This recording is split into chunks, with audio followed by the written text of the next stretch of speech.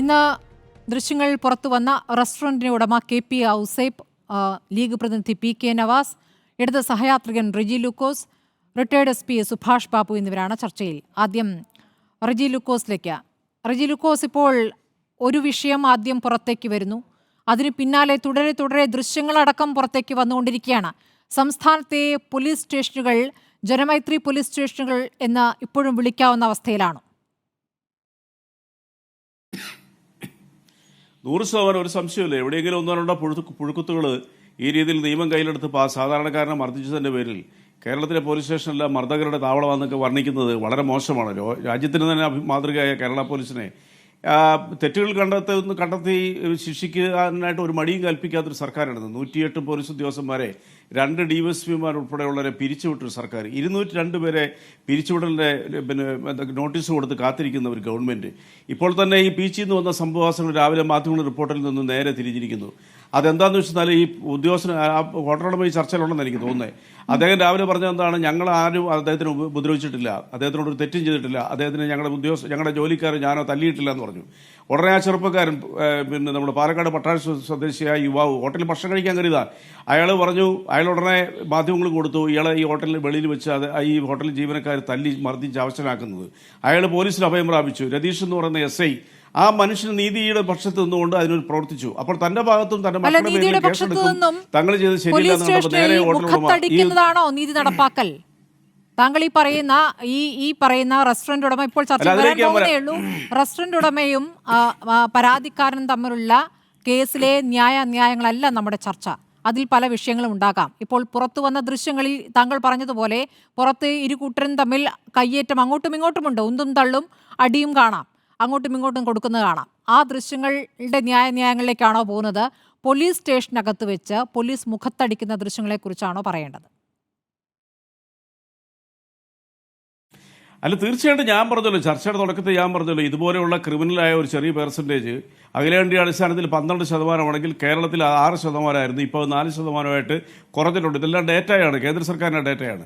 ഇതിൽ ചെറിയൊരു സംഘം ക്രിമിനൽസ് ഉണ്ടില്ലെന്ന് ഞാൻ നിഷേധിക്കുന്നില്ല. പക്ഷേ അത് ലോകവ്യാപകമായിട്ടുണ്ട്. എത്ര നീതിവാന്മാരായിട്ടുള്ള പോലീസ് നടക്കുന്നിടത്ത് ഇതുകൊണ്ട്. ഞാൻ ഒരു വിദേശ രാജ്യം ജീവിച്ച ഒരാളാണ്, US അവിടെ ജോർജ് ലോയിഡിനെ കൊന്ന കഥ നിങ്ങൾക്കറിയത്തില്ല. അമേരിക്ക മനുഷ്യാവകാശത്തിനും ജനാധിപത്യത്തിനും ഏറ്റവും വില കൽപ്പിക്കുന്ന മനുഷ്യരോട് ഇത്രയും മനോഹരമായിട്ട് ഇടപെടുന്ന ഒരു പോലീസ് സേന ഭൂരിപക്ഷം വേൾഡിൽ ജനമൈത്രി പോലീസ് സ്റ്റേഷൻ എന്ന പേരില്ല. ശ്രീ റെജി ലൂക്കോസ്, ജനമൈത്രി എന്നത് എന്തുദ്ദേശിച്ചിട്ടാണ് ജനമൈത്രി പോലീസ് സ്റ്റേഷൻ? ഇവിടെ കോടിയേരിയുടെ കാലത്താണല്ലോ, കോടിയേരി ആഭ്യന്തരമന്ത്രി ആയിരിക്കുമ്പോഴാണല്ലോ അങ്ങനെ ഒരു പ്രയോഗം നടത്തിയത്. എന്തുകൊണ്ട് സംസ്ഥാന പോലീസ് സ്റ്റേഷനുകളെ ജനമൈത്രി എന്ന് വിളിക്കുന്നു? ആർക്കും ഏതു നേരവും പരാതി പറയാൻ ഭയപ്പാടില്ലാതെ പോകാവുന്ന ഇടമായിരിക്കണം. ജനങ്ങൾക്കൊപ്പം നിന്ന് അവർക്ക് നീതി നടപ്പാക്കുന്ന, അവരോട് നന്നായി സംസാരിക്കുന്ന ഒരു ഇടമായിരിക്കും എന്നായിരുന്നല്ലോ സങ്കല്പം. അവിടെ നിന്നുള്ള കാഴ്ചകളാണ് ഇപ്പോൾ നമ്മൾ കണ്ടുകൊണ്ടിരിക്കുന്നത്. അല്ല സ്മൃതി, അത് വളരെ കൃത്യമായ ചോദ്യമാണ്. അതിലെന്തെങ്കിലും വീഴ്ച ഏതെങ്കിലും സ്റ്റേഷനിൽ വന്നിട്ടുണ്ടെങ്കിൽ അവർക്ക് നടപടി സ്വീകരിക്കുന്ന കാര്യത്തിൽ യാതൊരു തർക്കമില്ല. നിങ്ങൾക്കറിയാവോ, 2006 പോകുന്നതിന് മുൻപ് ഇപ്പോൾ നമ്മൾ പുറത്തു വന്നിരിക്കുന്ന ദൃശ്യങ്ങളിൽ അതിലെ ന്യായങ്ങളിലേക്ക് അങ്ങ് പോകണമെന്ന് ഞാൻ അഭ്യർത്ഥിക്കുകയാണ്. അങ്ങേക്ക് താരതമ്യം ചെയ്യുമ്പോൾ അത് UDFന്റെ സർക്കാരിന്റെ കാലത്ത് അന്ന് അടികൊണ്ട ആളും കൂടി ഇന്ന് പറഞ്ഞിട്ടുണ്ടല്ലോ എന്നടക്കമുള്ള കാര്യങ്ങളൊക്കെ പറയാം. 2012 കാര്യങ്ങളൊക്കെ പറഞ്ഞുകൊണ്ട് ഇന്നൊരു പ്രതികരണം വന്നിട്ടുണ്ട്. നമ്മൾ 2023 ചർച്ച ചെയ്യുന്നത്. 2 തവണ ഭരണം കിട്ടിയ സർക്കാരാണല്ലോ ഇവിടെ തുടരുന്നത്. 2 തവണയും ആഭ്യന്തരമന്ത്രി പിണറായി വിജയനാണല്ലോ. അപ്പോൾ ആഭ്യന്തരമന്ത്രി ഇക്കാര്യത്തിൽ ഇതുവരെ പ്രതികരിച്ചിട്ടില്ല. ദൃശ്യങ്ങൾ പുറത്തു വന്നത് എങ്ങനെയാണ് ശ്രീ റെജി ലൂക്കോസ്? ദൃശ്യങ്ങൾ പുറത്തു തരാൻ തയ്യാറായിരുന്നില്ല പോലീസ് സ്റ്റേഷനുകൾക്കകത്ത് CCTV വെക്കാൻ എന്തുകൊണ്ടാണ് നിർദ്ദേശിച്ചത്? അതിനകത്തൊരു സുതാര്യത വേണം, അവിടെ നടക്കുന്ന ജനം കാണണം എന്നുള്ളതുകൊണ്ടാണല്ലോ. ആ ദൃശ്യങ്ങൾ എങ്ങനെ കിട്ടി? കോടതിയിൽ പോയ ശേഷമാണ് കിട്ടിയത്. സുജിത്തിനെ അടിക്കുന്ന ദൃശ്യങ്ങൾ നമ്മൾ എങ്ങനെയാണ് കണ്ടത്? കോടതി പറഞ്ഞതുകൊണ്ടാണ് കണ്ടത്. അത് കൊടുക്കാൻ പോലീസ് തയ്യാറായിരുന്നില്ല. അല്ല, ബഹുമാനപ്പെട്ട സ്മൃതി, കഴിഞ്ഞ ദിവസം നടന്ന ചർച്ചയിലും ആ ഉദ്യോഗസ്ഥന്മാരെ പിരിച്ചുവിടണമെന്ന്, അവർക്ക് നീതിപൂർവമായിട്ടുള്ള എന്താ പറയുക നിലപാട് ആ സുജിത്തിന് ലഭിക്കണമെന്നും അയാളുടെ രാഷ്ട്രീയം എന്താണെങ്കിലും ആ ഉദ്യോഗസ്ഥന്മാരെ സർവീസിൽ നിന്ന് പിരിച്ചുവിടണം തന്നെ ഒരു നിലപാടെടുത്ത ആളാണ് ഞങ്ങളെപ്പോലുള്ളവർ. ഞാൻ പ്രത്യേകിച്ച് അത് തുറന്ന് സംസാരിച്ചില്ല. അതിന് ആ നിലപാടിൽ ഇപ്പോഴും ഉറച്ചു നിൽക്കുന്നു.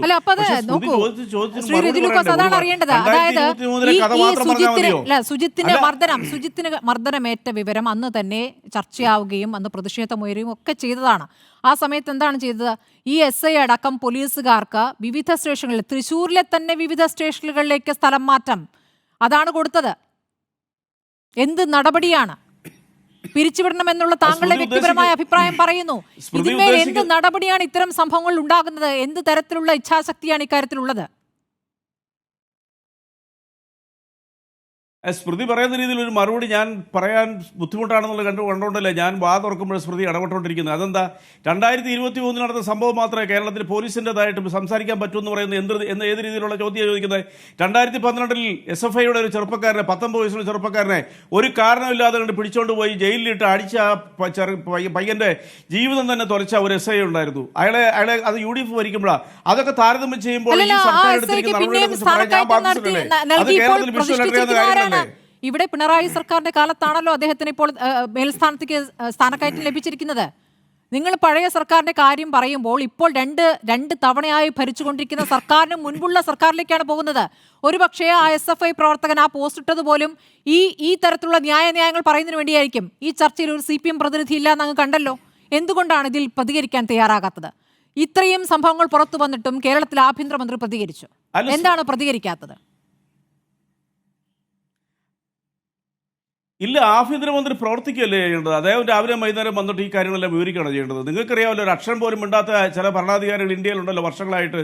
അപ്പോൾ ഈ കേരളത്തിൻ്റെ ഒരു ആഭ്യന്തരമന്ത്രി തെറ്റ് ചെയ്തവർക്കെതിരെ ശിക്ഷ നൽകാനായിട്ടുള്ള പ്രവർത്തനങ്ങൾ ചെയ്യുമ്പോൾ അദ്ദേഹം വാതിറക്കുന്നതല്ലേ, എന്താ പ്രവർത്തിക്കുന്നുള്ളതാണോ? എന്താണ് ഈ അദ്ദേഹം ചെയ്യുന്നത്? കേരളത്തിൻ്റെ ആഭ്യന്തരമന്ത്രി എന്താണ് പ്രവർത്തിക്കുന്നത്? അതല്ലേ നമ്മൾ ചർച്ച ചെയ്യപ്പെടേണ്ടത്. ഇപ്പോൾ തന്നെ ആ 4 ഉദ്യോഗസ്ഥന്മാരെ സസ്പെൻഡ് ചെയ്തു. ശരിയാണ്, ചില ഉയർന്ന ഉദ്യോഗസ്ഥന്മാർ അന്ന് വിഷ്വലില്ല നേരിട്ട് കണ്ടിട്ടും CCTV കണ്ടിട്ടും അയാളെ സംരക്ഷിച്ചു എന്നുള്ള വസ്തുതയാണ്. അതൊക്കെ നമ്മൾ അംഗീകരിക്കുന്നുണ്ട്. അത് അവരെ ഇപ്പൊ സസ്പെൻഷനിലേക്ക് കടത്തിയിരിക്കുന്നു. അവരെ പിരിച്ചുവിടാനുള്ള നിയമോപദേശം DGP കിട്ടിയിരിക്കുന്നു. അത് അല്ലത് അതാ ഞാൻ പറഞ്ഞ സ്മൃതി സംസാരിക്കാൻ സമ്മതിക്കാതെ അവരെ ഇപ്പൊ ഫോർ ദി ടൈം ബീങ് അതാണ് അതിന് ചില നടപടിക്രമങ്ങളില്ലേ. 108 ഉദ്യോഗസ്ഥരെ എങ്ങനെയാണ് പിരിച്ചുവിട്ടത്? ഉമ്മൻചാണ്ടി സർക്കാരിന്റെ കാലത്ത് ഏതെങ്കിലും ഉദ്യോഗസ്ഥരെ പിരിച്ചുവിട്ടിട്ടുണ്ടോ? 21 കൊലപാതകങ്ങൾ കേരളത്തിൽ നടന്നിട്ടില്ലേ? ലോക്കപ്പിനുള്ളിൽ ഏതെങ്കിലും ഒരു പോലീസുകാരനെ പിരിച്ചുവിട്ടിട്ടുണ്ടോ? ഏതെങ്കിലും ഉദ്യോഗസ്ഥന് ഒരു നടപടി സ്വീകരിച്ചിട്ടുണ്ടോ? 108 ഉദ്യോഗസ്ഥന്മാരെ പിരിച്ചുവിട്ടൊരു സർക്കാരിനെ കുറിച്ച് പറയുമ്പോൾ മിണ്ടാതിരിപ്പിക്കുന്ന എങ്ങനെയാ? അത് ന്യായമാണോ? ഇപ്പൊ സംഭവിക്കുന്നത് എന്താ? ഈ 4 ഉദ്യോഗസ്ഥരെ പിരിച്ചുവിടും. അതിന് ചില നിയമപരമായിട്ടുള്ള ചട്ടക്കൂടുകളുണ്ട്. നിങ്ങളെപ്പോലുള്ള മാധ്യമങ്ങളെ പുറത്തു കൊണ്ടുവന്നപ്പോൾ സർക്കാർ അറിഞ്ഞു. അത് ചില ഉദ്യോഗസ്ഥന്മാർ അതിന് സപ്പോർട്ട് ചെയ്തിട്ടുണ്ട്.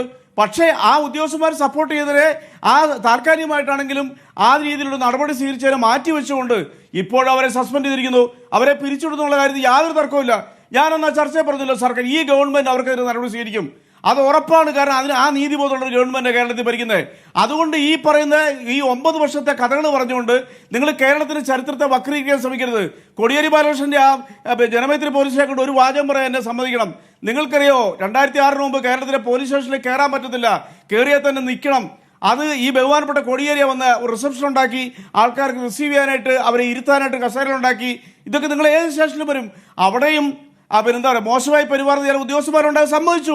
അതുകൊണ്ടാണ് പറഞ്ഞത് ഈ രാജ്യത്തെ ശരാശരി 12-ൽ നിന്ന് 4-ലേക്ക് കുറച്ചൊരു ഗവൺമെന്റാണ് കേരളം ഭരിക്കുന്നത്. തെറ്റുകൾ വരാത്തൊരു സർക്കാരിനെ നിങ്ങൾക്ക് ലോകത്തിലെവിടെയെങ്കിലും കാണിക്കാൻ പറ്റുമോ? പരിഷ്കൃത ലോകത്തിൽ ഡെവലപ്ഡ് കൺട്രീസിൽ പോലും പോലീസുകാരുടെ ഭാഗത്ത് ഒരുപാട് ഉപദ്രവങ്ങൾ ഉണ്ടാകുന്നുണ്ട്. കേരളത്തിൽ താരതമ്യേന കുറവാണ്. പക്ഷേ കുറ്റം ചെയ്യുന്ന ക്രിമിനൽസായ പോലീസ് ഉദ്യോഗസ്ഥരെ പിരിച്ചുവിടണം. ഒരു തർക്കമില്ല കാര്യത്തിൽ. അത് പിരിച്ചുവിടുന്ന ചരിത്രം ഈ ചർച്ച ചെയ്തുകൊണ്ടിരിക്കുന്നത്. ശ്രീ റെജു ലൂക്കോസ്, അങ്ങിപ്പോൾ 2012 കഥ പറയുമ്പോൾ CPM ലോക്കൽ സെക്രട്ടറി തന്നെയുടെ പരാതി ഇപ്പോൾ പോലീസുകാർക്കെതിരെ ഉണ്ടായിട്ടുണ്ട്. തനിക്ക് സ്വന്തം അനുഭവം പരാതി നൽകാൻ പോയപ്പോൾ മർദ്ദനമുണ്ടായതിനെ കുറിച്ച് അദ്ദേഹം വെളിപ്പെടുത്തുന്നുണ്ട്. അതുകൂടി ഇപ്പോൾ ഈ കാലത്ത് നടന്നിരിക്കുന്ന കാര്യമാണ്. ഞാൻ അങ്ങയിലേക്ക് വരാം. ശ്രീ KP ഔസേഫ്, റെസ്റ്റോറന്റ് ഉടമ, ഇപ്പോൾ നമ്മോടൊപ്പം ചർച്ചയിൽ. ശ്രീ ഔസേഫ്, ഇതിപ്പോൾ ഈ ദൃശ്യങ്ങൾ താങ്കളുടെ ഡ്രൈവർക്കും താങ്കളുടെ മാനേജർക്കും മർദ്ദനമേൽക്കുന്നതിന്റെ മുഖത്തടിക്കുന്ന SI മുഖത്തടിക്കുന്ന ദൃശ്യങ്ങൾ ഇപ്പോൾ പുറത്തു വന്നിരിക്കുന്നു. അങ്ങേക്കത് ഓഗസ്റ്റ് 14 കിട്ടിയതാണ് ആ ദൃശ്യങ്ങൾ എന്നാണ് ഞാൻ മനസ്സിലാക്കുന്നതും. വിവരാവകാശ അപ്പീലിലാണ് ആ ദൃശ്യങ്ങൾ കിട്ടിയത്. ഇപ്പോൾ സുജിത്തിന്റെ ദൃശ്യങ്ങൾ പുറത്തു വന്നത് കൊണ്ടാണോ അത് പുറത്തുവിടാനുള്ള ധൈര്യം കിട്ടിയത്? മാഡം, ഇത് നിയമപരമായിട്ട് എനിക്ക് ഈ വീഡിയോ കിട്ടിയിട്ടില്ലായിരുന്നു. അപ്പൊ പോലീസിന്റെ അന്വേഷണത്തിൽ തൃപ്തിയല്ലാത്തതുകൊണ്ട് ഞാൻ ഹൈക്കോടതിയിലെ ഒരു ഹർജി ഫയൽ ചെയ്തു. അതായത് CBI അന്വേഷണം ആവശ്യപ്പെട്ടുകൊണ്ടാണ്. അത് പോലീസിന്റെ അന്വേഷണത്തിൽ തൃപ്തികരമല്ലായിരുന്നു. ആദ്യം പീച്ചി പോലീസിന്റെ ഈ അട്രോസിറ്റി അന്വേഷിച്ചത് മണ്ണുത്തി പോലീസാണ്. മണ്ണുത്തി പോലീസ് ഈ പണം പോലീസിന് വേണ്ടി പണം കവർന്നു കൊണ്ടുപോയ ഈ വ്യക്തിയുടെ വീട്ടിൽ ചെല്ലുന്ന 20 ദിവസം കഴിഞ്ഞിട്ടാണ്. 20 ദിവസം കഴിഞ്ഞ് ചെല്ലുമ്പോൾ ഇദ്ദേഹത്തിന്റെ ശരിക്കുള്ള വീട്ടിൽ അദ്ദേഹത്തിന്റെ ഭാര്യയുണ്ട്. പക്ഷെ ഇദ്ദേഹം ആ വീട്ടിലുണ്ടായിരുന്നില്ല. അപ്പൊ ഇദ്ദേഹത്തിന് വേറൊരു രണ്ടാം ഭാര്യയുണ്ട്. ഇത് പോലീസിൽ നിന്ന് കിട്ടിയ ഒരു വെർഷനാണ്. ആ വീട്ടിൽ ചെന്നു, 2 വീടും ചെന്ന് അവർ തപ്പി നോക്കിയപ്പോ 20 ദിവസം കഴിഞ്ഞിട്ട് ഈ പണമൊന്നും കിട്ടിയില്ല. അങ്ങനെ വന്നിട്ട് ഇയാളെ അറസ്റ്റ് ചെയ്ത് കൊണ്ടുവന്നിട്ടാണ് ഇയാള് റിമാൻഡിലാവുകയൊക്കെ ഉണ്ടായത്. അപ്പോ ഇയാള് പണം തട്ടിയില്ല എന്ന് പറഞ്ഞു നമ്മുടെ ഇടത് സഹയാത്രികൻ മിസ്റ്റർ റെജി ലൂക്കോസ് പറയണ്ടായി അദ്ദേഹത്തിനെ മർദ്ദിച്ചു എന്ന്. ഇത് 15 പേജുള്ള അസിസ്റ്റന്റ് കമ്മീഷണർ ഒല്ലൂരിന്റെ റിപ്പോർട്ടാണ്. അതില് ഞങ്ങൾ പോലീസ് സ്റ്റേഷനിൽ നിന്ന് ഞങ്ങൾക്ക് നിർദ്ദേശം ലഭിച്ചതിന്റെ അടിസ്ഥാനത്തിൽ അയാളെ ഈ ക്രിമിനലിനെ അവരുടെ ഹോൾഡ് ചെയ്യാൻ പറഞ്ഞ അത് നിർദ്ദേശം കിട്ടിയതിന്റെ അടിസ്ഥാനത്തിലാണ് ഈ തല്ല് കൊടുന്ന 2 പേര് ഇദ്ദേഹത്തിനെ ഞങ്ങളുടെ ഹോട്ടലിന് മുമ്പിലെ ഗ്രൗണ്ടിൽ തടഞ്ഞു നിർത്തിയത്. തടഞ്ഞു നിർത്താന്ന് പറഞ്ഞ് പോലീസ് പറഞ്ഞിട്ടാ തടഞ്ഞു നിർത്തിയത്. ഈ റിപ്പോർട്ടിൽ പറഞ്ഞിരിക്കുന്ന ഭാഗങ്ങൾ ഇടത് സഹയാത്രികൻ റെജി ലൂക്കോസിന്റെ അറിവിലേക്കായിട്ട് പറയാണ്. ദിനേശ് പുറത്തേക്ക് പോകുവാൻ നോക്കുന്ന സമയത്ത് അവർ അയാളെ തടഞ്ഞു നിർത്തുന്നതായും അപ്പോൾ കൂടെയുള്ള ആൾ സമീപത്തായി നിൽക്കുന്നതായും ആ സമയത്ത് പരാതിക്കാരന്റെ മകനായ പോൾ ജോസഫിക്ക് അവിടേക്ക് വരുന്നതായും പുറത്തേക്ക് പോകുവാൻ ശ്രമിക്കുന്ന ദിനേശിനെ എല്ലാവരും ചേർന്ന് തടഞ്ഞു നിർത്തുന്നതായും ദൃശ്യങ്ങളിൽ വ്യക്തമാകുന്നുണ്ടെങ്കിലും ടിയാൻ ആരോപിക്കുന്ന പ്രകാരം ടിയാന്റെ വായിലേക്ക് ബിരിയാണി കുത്തിത്തിരുകുന്നതായി കാണപ്പെട്ടിട്ടില്ലാത്തതാണ്. ഇത് കമ്മീഷണർക്ക് അസിസ്റ്റന്റ് കമ്മീഷണർ കൊടുത്ത റിപ്പോർട്ടാണ്. ശരി, ബിരിയാണി കുത്തിത്തിരുകുന്നു എന്നുള്ള ദൃശ്യങ്ങളില്ല, ശരിയാണ്. പക്ഷെ അവിടെ ഒരു സംഘർഷമുണ്ടല്ലോ ശ്രീ ഔസേപ്പ്. അത് പോലീസിന്റെ നിർദ്ദേശമാണ്. ഞങ്ങളോട് 5 മിനിറ്റിനുള്ളിൽ പോലീസ് വരും, നിങ്ങൾ അയാളെ ഹോൾഡ് ചെയ്യുമെന്ന് പറഞ്ഞപ്പോ ഞങ്ങൾ അദ്ദേഹത്തിനെ ഞങ്ങളുടെ 2 ജീവനക്കാര് അദ്ദേഹത്തിനെ ഞങ്ങളുടെ ഗ്രൗണ്ടിൽ നിന്ന് പോകാതിരിക്കാൻ വേണ്ടി അവിടെ തടഞ്ഞു നിർത്തേണ്ടായത്. അദ്ദേഹത്തിന് ഒന്നും ഉണ്ടായിട്ടില്ല. നിങ്ങളുടെ ഹോട്ടലിലെ ഭക്ഷണവുമായി ബന്ധപ്പെട്ട തർക്കമാണോ യഥാർത്ഥത്തിൽ ഈ സംഭവങ്ങൾക്ക് അടിസ്ഥാനം? എന്താണ് പോലീസിനെ ഇത്രത്തോളം പ്രകോപിപ്പിച്ച് താങ്കളുടെ മാനേജറെയും താങ്കളുടെ ഡ്രൈവറെയും അടിക്കുന്നതിലേക്ക് നയിച്ച? ആ അടിക്കുന്നത് ഒരിക്കലും ന്യായീകരിക്കാവുന്നതല്ല, അത് ശരി തന്നെ. പക്ഷെ ഞാൻ ചോദിക്കുന്നത് എന്താണ് യഥാർത്ഥത്തിലെ സംഭവം? നിങ്ങൾ പണം കൊടുക്കുന്ന ദൃശ്യങ്ങളും താങ്കളുടെ വീടിന് പുറത്തുള്ള ദൃശ്യങ്ങളും പുറത്തു വരികയാണല്ലോ. 5 ലക്ഷമൊക്കെ കൊടുക്കുക എന്ന് പറയുമ്പോൾ അല്പം ദഹിക്കാൻ ബുദ്ധിമുട്ടുണ്ട്. ഒരു ഈ ഹോട്ടലിലെ അടിപിടി കേസ് ഒതുക്കാൻ 5 ലക്ഷം കൊടുത്തു എന്നൊക്കെ പറയുന്നത് ഒന്ന് വിശദീകരിക്കാമോ? എന്താണ് സംഭവിച്ചത്? മാഡം, ഇതില് 5 ലക്ഷം കൊടുക്കാനുണ്ടായ സാഹചര്യം ഞങ്ങളുടെ 2 ജീവനക്കാരെ മർദ്ദിച്ച് പോലീസ് ലോക്കപ്പിലാക്കുന്നു. ശരി. അതോടൊപ്പം തന്നെ എന്റെ മകനെയും ബെൽറ്റ്, കണ്ണട, ചെരുപ്പ് ഇതെല്ലാം ഊരി മാറ്റിയിട്ട് അദ്ദേഹത്തിന് ഉന്തിത്തള്ളി പുറത്താക്കുന്നു. ഹോട്ടലിലെ ഷെഫിനെ വിളിച്ചു വരുത്തി അയാളെയും ഉള്ളിലാക്കുന്നു. എന്നിട്ട് പറയുന്നത് എന്താണ്? എന്ത് കാര്യത്തിനാണ് നിങ്ങൾക്കെതിരെ പരാതി? ഭക്ഷണവുമായി ബന്ധപ്പെട്ടല്ലേ? ഹോട്ടലിലെ ഭക്ഷണവുമായി ബന്ധപ്പെട്ടല്ലേ? അതായത് ഈ ഭക്ഷണവുമായി ബന്ധപ്പെട്ട് ഇയാൾ ചെന്ന് പരാതി പറയുന്നു. അപ്പൊ ഇദ്ദേഹത്തിനെ മർദ്ദിച്ചു എന്ന് പറഞ്ഞിട്ടാണ് ഇയാൾ പരാതി കൊടുക്കുന്നത്. അതിന്റെ അടിസ്ഥാനത്തിലാണ് ഞങ്ങൾ പരാതി കൊടുക്കുന്നു, ഞങ്ങൾ പോലീസ് സ്റ്റേഷനിൽ വിളിച്ചു പറയുന്നു, ഞങ്ങൾ മെയിൽ കൊടുക്കുന്നു, ഞങ്ങൾ റിട്ടേൺ കംപ്ലൈന്റ് കൊണ്ട് കൊടുക്കുമ്പോഴാണ് ഞങ്ങളുടെ ജീവനക്കാരെ ചുമര് ചാരി നിർത്തി പിടിച്ച് ഇദ്ദേഹം ഇടിക്കുന്നത്. അപ്പൊ ഈ 3 പരാതികൾ ഞങ്ങൾ നിലനിൽക്കെ ഒരു പരാതിയെ കുറിച്ച് ഒരു വാക്ക് പോലും ചോദിക്കാതെയാണ് ഇതെല്ലാം നടത്തുന്നത്. എന്നിട്ട് ഈ പോലീസ് ഉദ്യോഗസ്ഥനാണ് എന്നോട് പറയുന്നത്, അതായത് നീ അവരായിട്ട് സെറ്റ് ചെയ്തില്ലെന്നുണ്ടെങ്കിൽ ഇപ്പോ തന്നെ 15 മിനിറ്റുള്ള FIR നമ്പർ ഇട്ടാച്ചാൽ മതി. കമ്പ്യൂട്ടറിൽ കയറി നമ്പർ ഇട്ട് കഴിഞ്ഞാൽ FIR ആവും. നിങ്ങളെ 4 പേരെയും 15 മിനിറ്റിനുള്ള മെഡിക്കൽ നടത്തി. ഈ ബിരിയാണി കഴിക്കാനുണ്ടായിരുന്ന ആളുടെ കൂടെ ഉണ്ട് ഒരു കുട്ടിയുണ്ട്, അത് 18 വയസ്സ് കഴിഞ്ഞിട്ടില്ല. അതുകൊണ്ട് ഒരു പോസ്കോ വകുപ്പ് കൂടി ചേർത്ത് നിങ്ങളെ റിമാൻഡ് ചെയ്ത് കഴിഞ്ഞാൽ നിങ്ങളൊരു 3 മാസം കിടക്കും. അങ്ങനെ നമ്മളെ സമ്മർദ്ദത്തിലാക്കി ഇവനോട് സെറ്റ് ചെയ്യാൻ പറയാം. അപ്പൊ നമ്മൾ ഈ SI യോട് ചോദിക്കുന്നുണ്ട്, സാർ ഇത് ഞാനിതൊന്നും അറിഞ്ഞിട്ടില്ല, എന്റെ വീട്ടിൽ നിന്ന് ഞാൻ എന്റെ സുഹൃത്തുക്കൾ വിളിച്ച് പറഞ്ഞിട്ടാണ് സ്റ്റേഷനിൽ ചെല്ലുന്നത്. അപ്പോഴാണ് ഈ അടിയതെല്ലാം നടക്കുന്നത്. ഞാൻ ഇതൊന്നും അറിയാതെ ഈ SI യോട് ചോദിച്ചു എന്താണ് പ്രശ്നം എന്ന് ചോദിച്ചപ്പോഴാണ് ഇദ്ദേഹം പറഞ്ഞത്, നിങ്ങളുടെ ആള് ഈ ദിനേഷിനെ മർദ്ദിച്ചിട്ടുണ്ട്, അവന്റെ കൊറനാക്കിലേക്ക്, അവന്റെ വായിന്റെ ഉള്ളിലേക്ക് ബിരിയാണി കുത്തി കയറ്റിയിട്ടുണ്ടെന്ന് പറയുന്നു. അങ്ങനെ ഒരു സംഭവം ഇവിടെ ഉണ്ടായിട്ടില്ല. ആ പ്രകോപനം ഉണ്ടാക്കിയത് ഈ പോലീസുകാരാണ്. ഞങ്ങളുടെ ഈ ഒത്തുതീർപ്പ് ചർച്ചയ്ക്ക് SI എന്റെ അടുത്ത് ഒത്തുതീർപ്പ് ചർച്ചയ്ക്ക് വന്നു. അപ്പോ ഈ SI ഈ തൃശ്ശൂർ ഒത്തുതീർപ്പ് ചർച്ചയ്ക്ക് ഈ ഉന്നത ഉദ്യോഗസ്ഥനായിരുന്ന റിട്ടയർ ചെയ്ത അസിസ്റ്റന്റ് കമ്മീഷണർ കൂട്ടിയാ വന്നത്. അദ്ദേഹം പറഞ്ഞു, ഔസപ്പേട്ട എനിക്ക് തെറ്റുപറ്റിപ്പോയി, പോലീസുകാരെന്നെ ചതിച്ചതാണ്, ഇങ്ങനെ നിങ്ങൾ ബിരിയാണി കുത്തിക്കയറ്റി എന്നൊക്കെ പറഞ്ഞ് എന്നെ പോലീസുകാർ ചതിച്ചതാണ്, അതുകൊണ്ടാണ് ഞാൻ അങ്ങനെ അവരെ അടിക്കാനുള്ള സാഹചര്യം ഉണ്ടായത്. എന്നെ സംരക്ഷിക്കണം. എന്റെ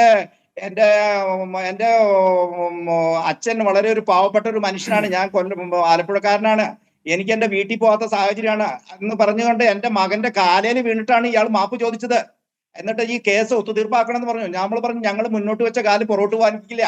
താങ്കൾ ഈ ചെയ്തത്, ഈ പോലീസ് സ്റ്റേഷനിൽ ഞങ്ങൾക്കെതിരെ ചെയ്ത ഈ അക്രമം ഒരു കാരണവശാലും പോലീസിന്റെ ആ നടപടിക്ക്, പോലീസിന്റെ നിയമവാഴ്ചയ്ക്ക് യോജിക്കുന്നതല്ല. അതുകൊണ്ട് താങ്കൾ അല്ല, ഇതൊക്കെ അനുഭവിച്ചേ പറഞ്ഞത് മതിയാവൂ. താങ്കൾ ഒരു കാരണവശാലും പോലീസ് ഫോഴ്സിൽ ഉണ്ടാകാൻ പാടില്ല. ഇങ്ങനെ താങ്കൾ വേറെ പറഞ്ഞത് ഏതെങ്കിലും മുഴുവൻ ഈ ജോലിക്ക് എസ് പോകും. ഐ ഞാൻ അദ്ദേഹത്തിന് ഇത്രേ രതീഷാണോ, പറഞ്ഞത്. KP ഔസേപ്പ്? രതീഷ് ഈ ഈ ഈ പോലീസ് ഉദ്യോഗസ്ഥന് നിങ്ങളുടെ ഭാഗം കേൾക്കേണ്ടതില്ല എന്ന് തോന്നാൻ, ആ വൈരാഗ്യമുണ്ടാകാൻ കാരണം എന്താണ്? ഇപ്പോൾ രണ്ട് കൂട്ടരുടെ തർക്കമാണല്ലോ, അതിൽ ഇടപെടുമ്പോൾ പോലീസ് പൂർണ്ണമായും അപ്പുറത്തെ ഭാഗത്ത് നിന്നുകൊണ്ട് അത് കേൾക്കുന്നു എന്ന് വരുന്നതിന് കാരണം യഥാർത്ഥത്തിൽ എന്താണ്?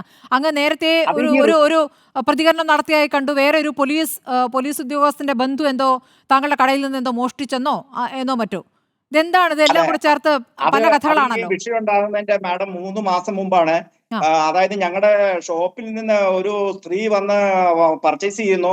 ഒരു 2 ബാഗിൽ നിറയെ സാധനം എടുത്തിട്ട് 20 രൂപയുടെ ഒരു ചായയും കുടിച്ചിട്ട് ഇറങ്ങി പോകുന്നു. ഞങ്ങളുടെ സ്റ്റാഫ് പോയിട്ട് ഇവരെ പിടിച്ചോണ്ട് വരുന്നു. അപ്പൊ പിടിച്ചോണ്ട് വന്ന് ഓഫീസിലിരുത്തി. ഞാനിപ്പോ ഇതേ പോലീസ് സ്റ്റേഷനിലെ സർക്കിൾ ഇൻസ്പെക്ടർ ഉണ്ടായിരുന്നു, 1 മിസ്റ്റർ ഷുക്കൂർ. അദ്ദേഹത്തിന് ഫോൺ ചെയ്ത് പറയുന്നു, അദ്ദേഹം ജീപ്പ് എടുത്തിട്ട് ഗ്രേഡ് SI ഒരു ജയേഷിനെ കൂട്ടി വരുന്നു. അപ്പോ അവിടെ 10-40 പേരുണ്ട്. ഈ സ്ത്രീ ഒരു 9,660 രൂപയുടെ സാധനമാണ് മോഷ്ടിച്ചിരിക്കുന്നത്. അങ്ങനെ സർക്കിൾ ഇൻസ്പെക്ടറും ഈ ജയേഷും കൂടി വന്നു കഴിഞ്ഞപ്പോ ഈ സ്ത്രീനെ കണ്ടപ്പോ ഈ ഗ്രേഡ് SIയുടെ പെങ്ങളുടെ മകളായിരുന്നു. അപ്പോ വേഗം ഷുക്കൂർ എന്നോട് പറയാണ്, ഔസുപേട്ട ക്ഷമിക്കണം, നമുക്കിത് കേസാക്കല്ലേ, ഈ കുട്ടിക്ക് ഒരു അബദ്ധം പറ്റിപ്പോയി. അങ്ങനെ ഈ ഷുക്കൂർ സർക്കിൾ ഇൻസ്പെക്ടർ ഇടപെട്ട് അതെന്നോട് മാപ്പാക്കണം എന്ന് പറഞ്ഞ് ഞാന് പിന്നെ പരാതിക്കൊന്നും പോയില്ല. ഞങ്ങളുടെ വണ്ടി തന്നെ ഈ സ്ത്രീനെ അവരുടെ വീട്ടിൽ കൊണ്ടുവന്നാക്കണ്ടായി. അപ്പൊ 10-40 പേര് രാഷ്ട്രീയക്കാരും അവിടെ വന്ന കസ്റ്റമേഴ്സിന്റെ ഒക്കെ മുമ്പിൽ വെച്ചാണ് ഇത് സംഭവിച്ചത്. അപ്പോ അതില് ഉള്ള ഒരു വൈരാഗ്യം ഈ ജയേഷനുണ്ട്. അപ്പൊ ഞങ്ങൾക്ക് ഈ പീച്ചി പോലീസായിട്ട് ഞങ്ങൾ 25 വർഷമായിട്ട് ബിസിനസ് ഉണ്ട്. ഞങ്ങൾക്ക് ഈ പോലീസുകാരായിട്ട് നാളെ വരെ ഒരു പ്രശ്നവുമില്ല. ഇപ്പോഴും ഞങ്ങൾക്ക് ഈ പോലീസിലെ ഈ രതീഷിനെ കുറിച്ചുള്ള ചില പുഴുക്കുത്തുകളെ കുറിച്ചുള്ള ആക്ഷേപം അല്ലാതെ 25 വർഷമായിട്ട് ബിസിനസ്സിലുള്ള ജയേഷ് എന്ന് പറഞ്ഞ പോലീസുകാരൻ ഇപ്പോൾ താങ്കളുടെ ഡ്രൈവറെയും മാനേജറെയും അടിക്കുന്ന സമയത്ത് അവിടെ ഉണ്ടോ? ഇല്ലല്ലോ. അദ്ദേഹം വന്ന് ഈ തുടക്കത്തിൽ തന്നെ ഈ SHOനെ വന്ന് ബ്രീഫ് ചെയ്യുന്നുണ്ട്. അയാൾ എന്താ പറയുന്നത് എന്നുള്ളത് നമുക്ക് CCTVയിൽ ഹിയർ ചെയ്യാൻ പറ്റുന്നില്ല. അദ്ദേഹം വന്ന് ഇയാളോട് സംസാരിക്കുന്നുണ്ട്. അതിനുശേഷം മഹേഷ് എന്ന് പറഞ്ഞ ഒരു പോലീസുകാരൻ വന്ന് സംസാരിക്കുന്നുണ്ട്.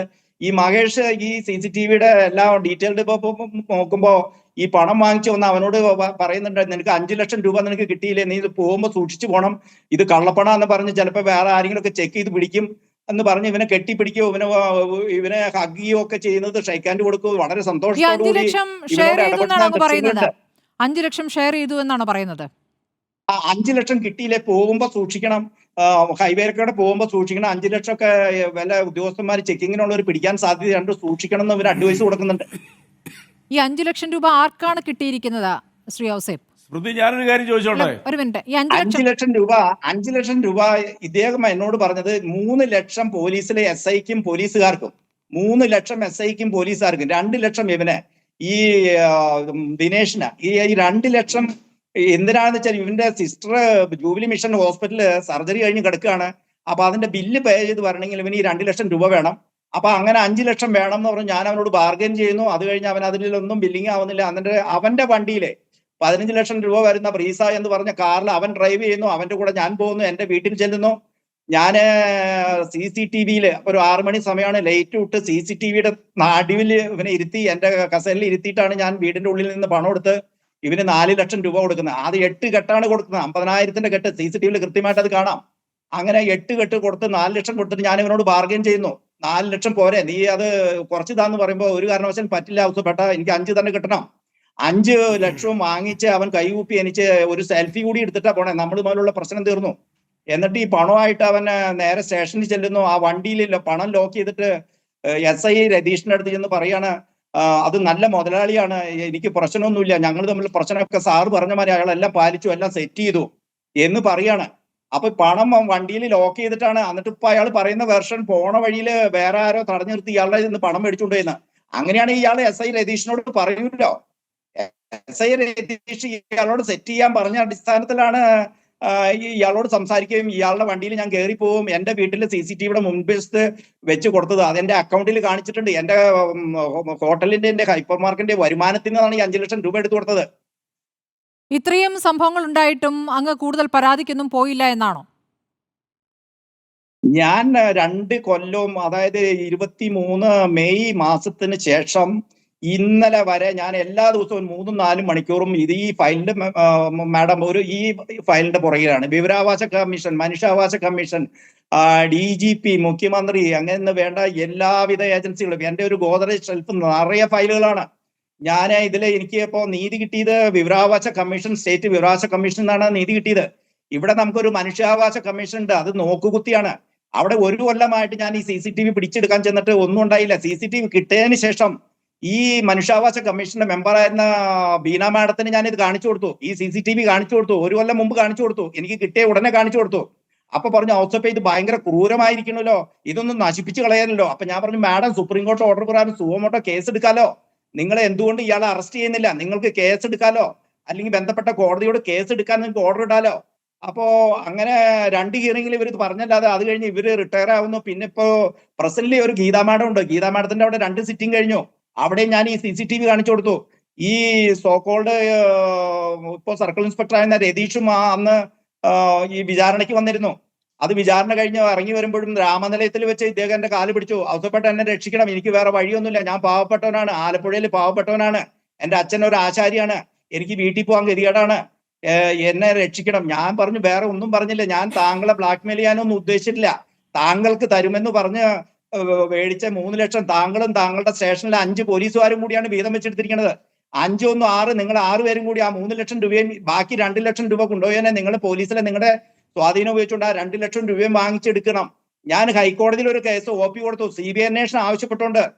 ഇതൊരു തമാശ കളിയല്ല. ഞാൻ പോലീസിന്റെ എൻക്വയറി പ്രോപ്പർ അല്ല എന്ന് തോന്നി. ആദ്യം മണ്ണുത്തി പോലീസ് സ്റ്റേഷൻ അന്വേഷിച്ചു.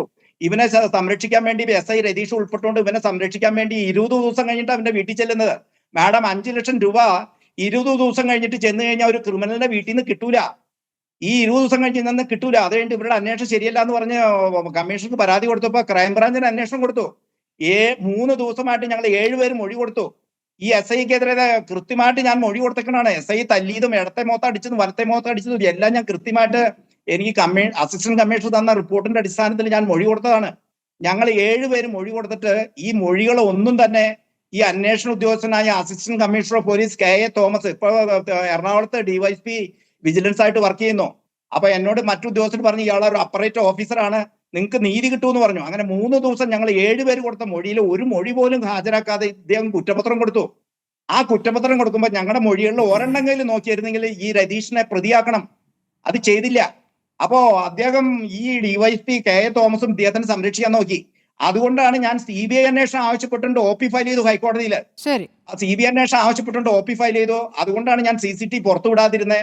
അതിലിപ്പോ കഴിഞ്ഞ മാസമാണ് എനിക്ക് ഓർഡർ കിട്ടിയത്. അതില് ഇവിടുത്തെ ബന്ധപ്പെട്ട തൃശ്ശൂർ ജില്ലാ കോടതിയോട് പുനരന്വേഷണം നടത്തണം. ഇത് എന്നെ കേട്ടിട്ട് അതിൽ വേണ്ട നടപടി എടുക്കാൻ പറഞ്ഞു. അപ്പൊ എന്നെ കേട്ട് പുനരന്വേഷണത്തിന് ആ FIR ക്വാഷ് ചെയ്തുകൊണ്ട് ഹൈക്കോടതി ക്വാഷ് ചെയ്യാണ് ചെയ്തത്. അതുകൊണ്ട് പുനരന്വേഷണത്തിന് ഓർഡർ ഇട്ടിരിക്കുകയാണ്. എനിക്ക് ഓർഡർ 2-3 ദിവസങ്ങളിൽ കിട്ടും.